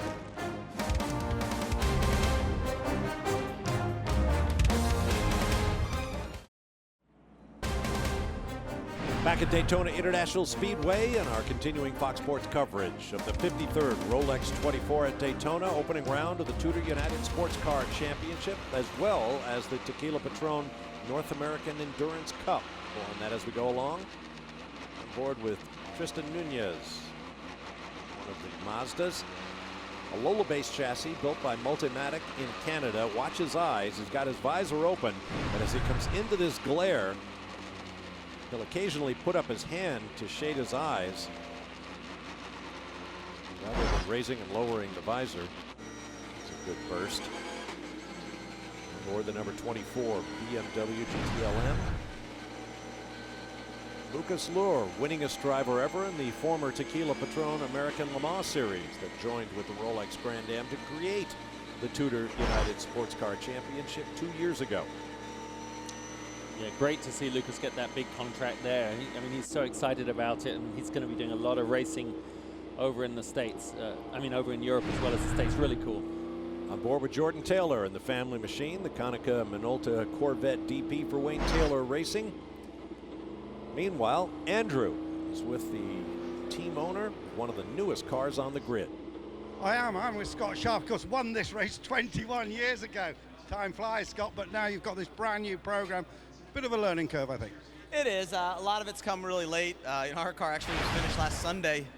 Came here with about 30 laps on it. So we know we just got to go through that whole process. They're the only two cars, only two Patrón Hondas in the world, and we just got to keep getting miles, and that's why we're doing everything we can do right now to get to the end of this race. That would be a huge accomplishment for us, have that reliability, run all 24. So really we're trying to not take chances, just stay on the lead lap and keep trucking along. It does look absolutely fabulous. Of course, you are taking it off to do the WEC. You had a little dabble late last year in that championship and did really well. Yeah, it was fun for us, and we obviously want to go to Le Mans, and for Patrón, that's where their future growth is. There's the global markets, and they line up quite nicely to the WEC schedule. A lot of the races are in really growing markets for them, so it's a great move for Patrón. It's exciting racing, and certainly the chance to go to Le Mans. Fantastic for you, of course, with all your long motor racing history, and indeed that of your father too. Yeah, it's great. It's great. It's fun for the entire Tequila Patrón ESM team to just see us grow, see us move to these new cars, to go tackle, frankly, the best racing in the world. It's a big challenge. Well, keep learning about this fabulous new car. Let's hope you make it to the end. Thank you very much. And there you see the number 1 HPD Honda Turbo in Tequila Patrón colors, headed for a pit stop. David Hannemeyer Hansen at the controls. Now, a year ago here at this race, we witnessed an absolutely horrifying accident. Watch the red card.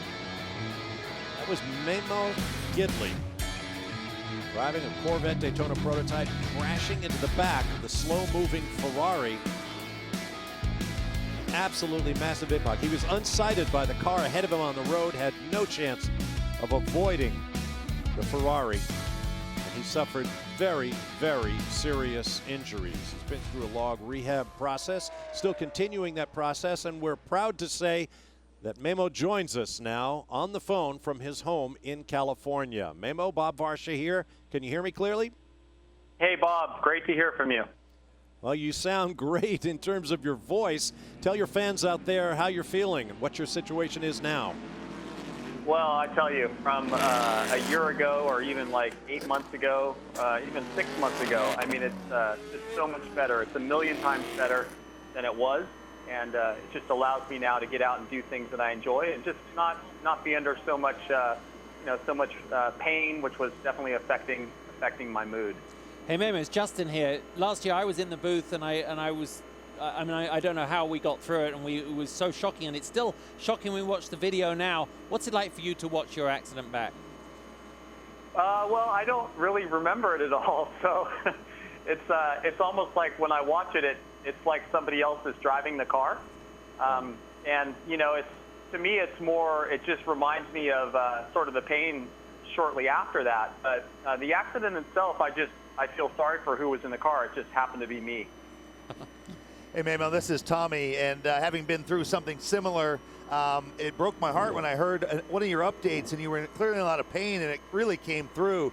It's so nice to hear you with kind of the clouds parting.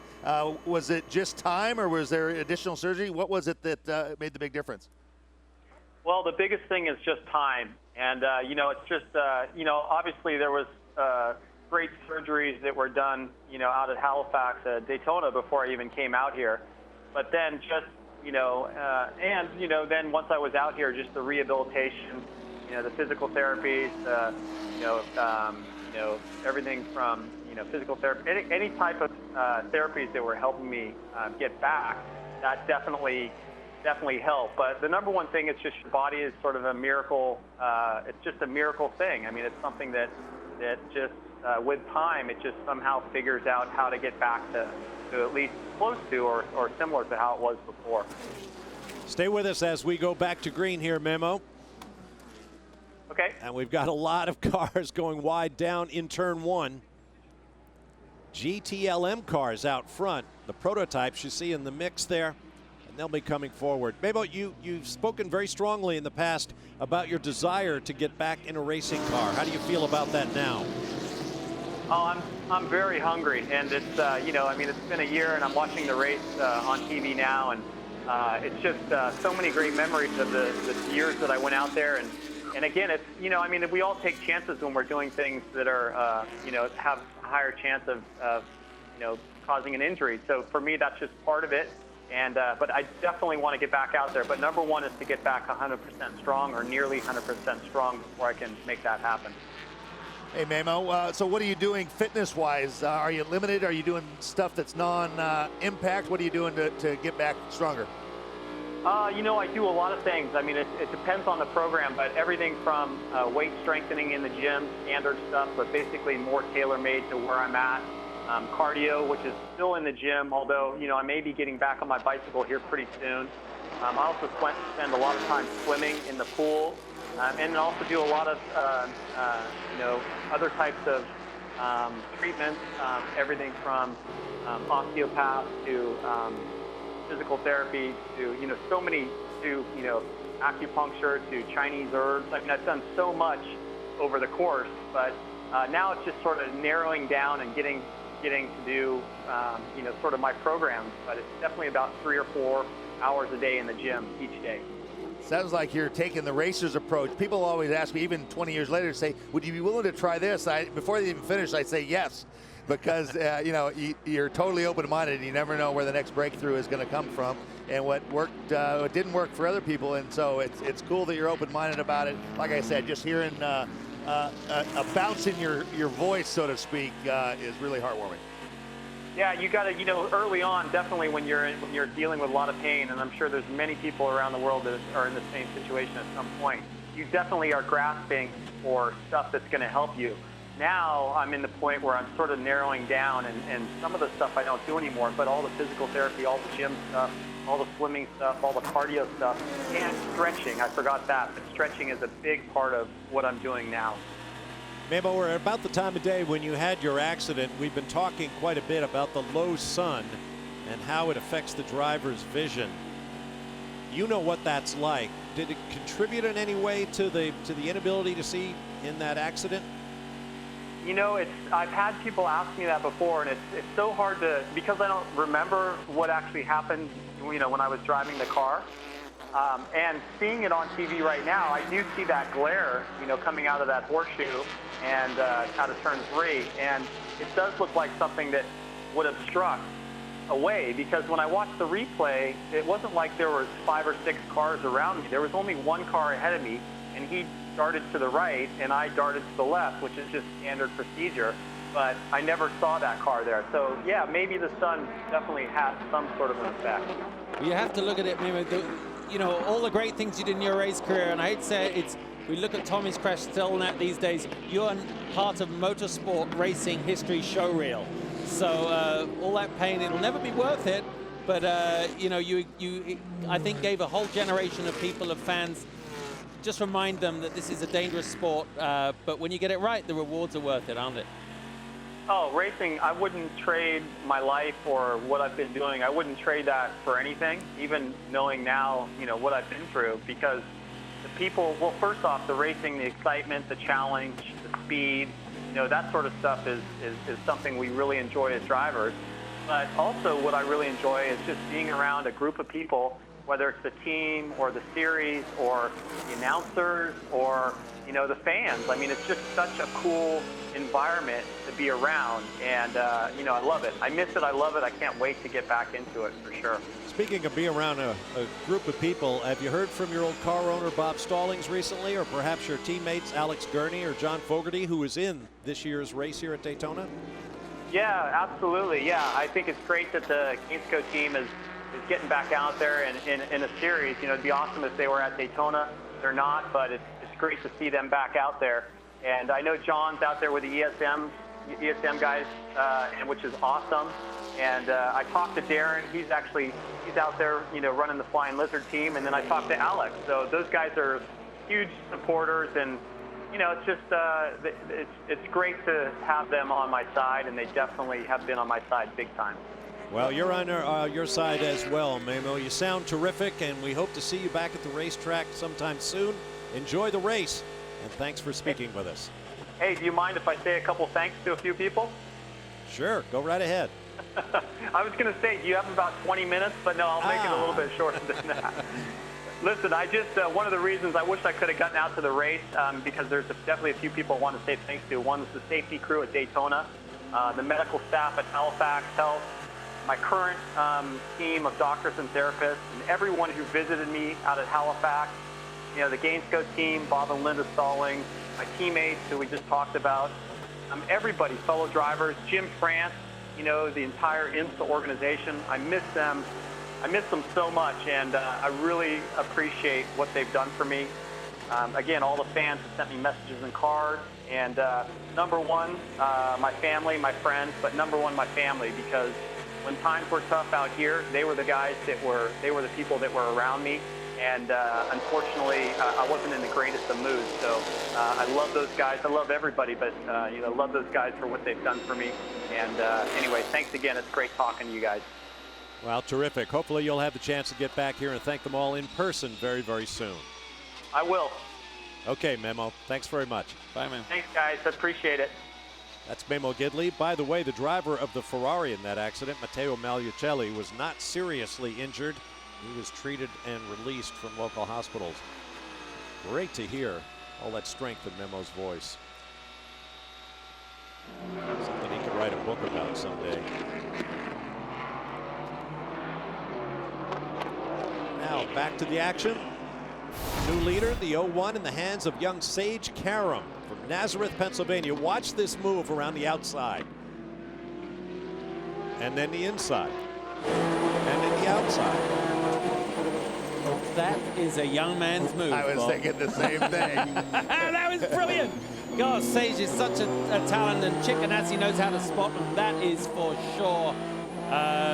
Michael Fuchs is a guy that from Miami that is a good friend of mine, has supported Sage, recognized his talent, put the money up, put the money where his mouth is, and really caught the attention of Chip Ganassi. And of course, Sage finished 9th at Indy last year, which is extraordinary in your rookie year, and you know, he did amazingly well. Big, strong guy, comes from a family of wrestlers, and I think fitness isn't his worry. And he's doing great, and he's leading the race here. That's cool. Well done, Sage. I saw him at Indianapolis last year. He also has a huge personality. Great ambassador for racing. And right now, he's leading Rolex 24 at Daytona.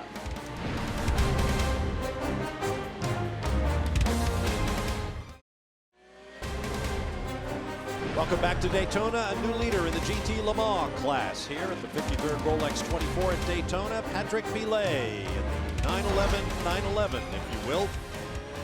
The number 911, 911 RSR. And here is how he made the move on the class-leading Ferrari. Underneath in turn 6. Up onto the NASCAR banking. A look from on board. Yeah, it was just very nicely executed this. I mean, if you're on the inside of 6 here, you get good traction coming out. You don't get too sideways. The Ferrari did go out a little wide, and he got a little.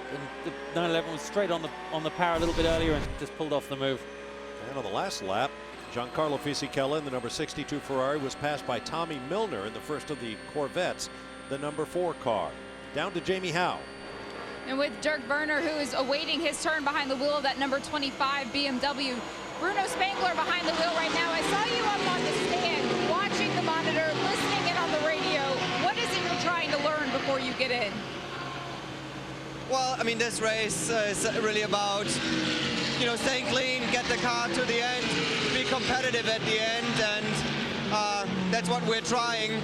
We had already our little problems in the beginning with one of the Porsches. Tandy kind of thought would be a good idea to drive into us.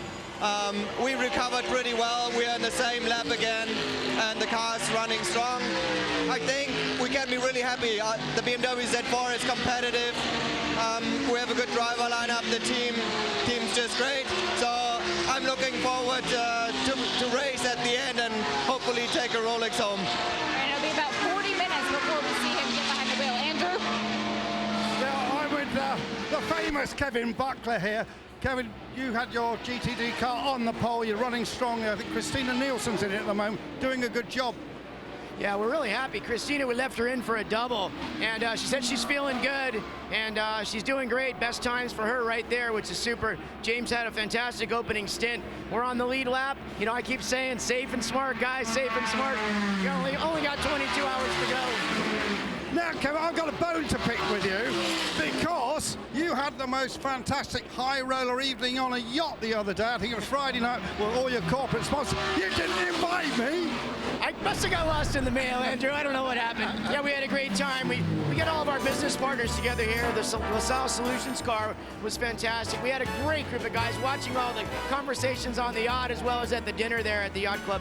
It was just a really good dynamic of people, and it's what the sport's about. You know, we're bringing corporate America to this paddock. Our sport's hot right now. We love being involved with professional sports car racing and hope we can lead the charge a little bit. And the last thing I've got to ask you, have you got a good vintage coming up with Adobe Road? You're so kind. Yeah, the Adobe Road Winery has been going good. Our little tasting room in Sonoma's busy, and all the new wines are great. We had a good time last night sharing maybe a few too many bottles, but it's race day. So. He'll send me one of these days. Over to you, Jamie. Thank you.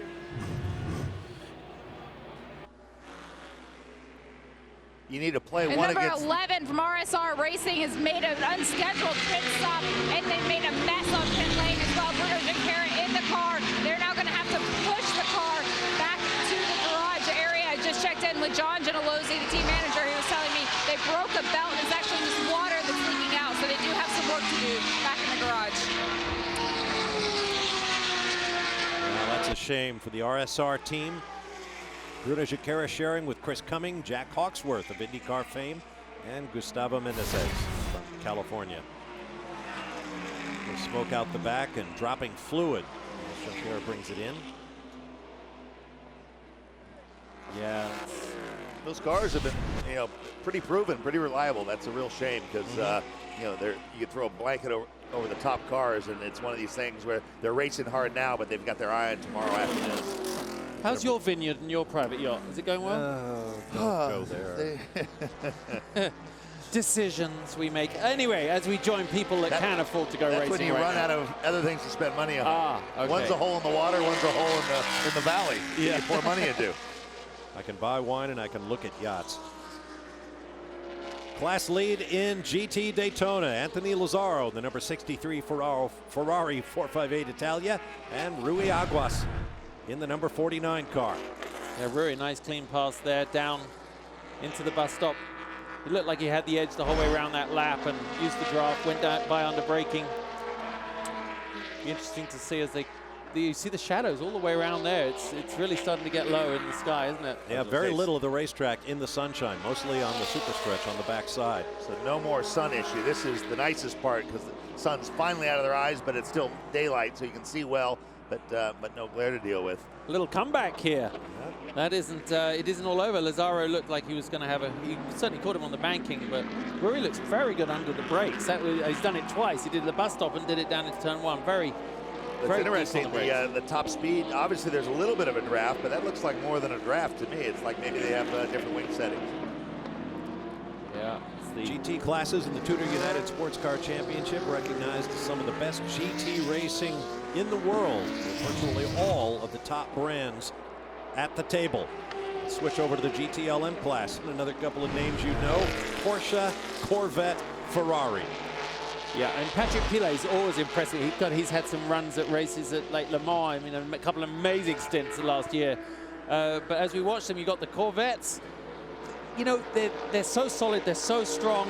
But these cars keep saying it. Each one of these guys can be leading right now. Although, as we watch Visicella sitting there behind the Corvette, right now the Corvette's having to defend and attack, Tommy. And I'd rather be in front or behind. Yeah. And there was a little defense there from Pilet. While we were on the phone with Memo, we saw the final pass for the lead, but the Porsche jumped the Ferrari on the start as well, and so it got around it. We didn't see the pass back for the Ferrari, but you can definitely see with the restrictors and the limited power, when they get up against that wall of wind resistance, and they're definitely a sizable draft effect. So what's amazing about GT racing, you've got front engine, mid-engine, rear engine, all achieving the same thing in very different ways, right? Each one of those cars as a driver, one has a little bit more understeer, one's easier to get sideways coming off, one has better traction, one gets in better rolling speed mid-corner, and yet thanks to the regulations and the way they've adjusted the performance levels, this is pretty darn evil. And because it's all factory guys, it doesn't matter who's in the car, they're all stacked with driver talent. I mean, you look at the GTLM, they're all under contract, they're all factory guys, and you look at the driver talent, and it's each one is a bigger name than the next. And the third drivers in the vets are Briscoe and Pagenaud, IndyCar stars. Pagenaud, yeah, good point. Top 7 in the class from 4 different manufacturers running nose to tail, covered by 10 seconds. Ferrari, Corvette, Porsche, and BMW. There's something for everyone in the lineup here in Daytona.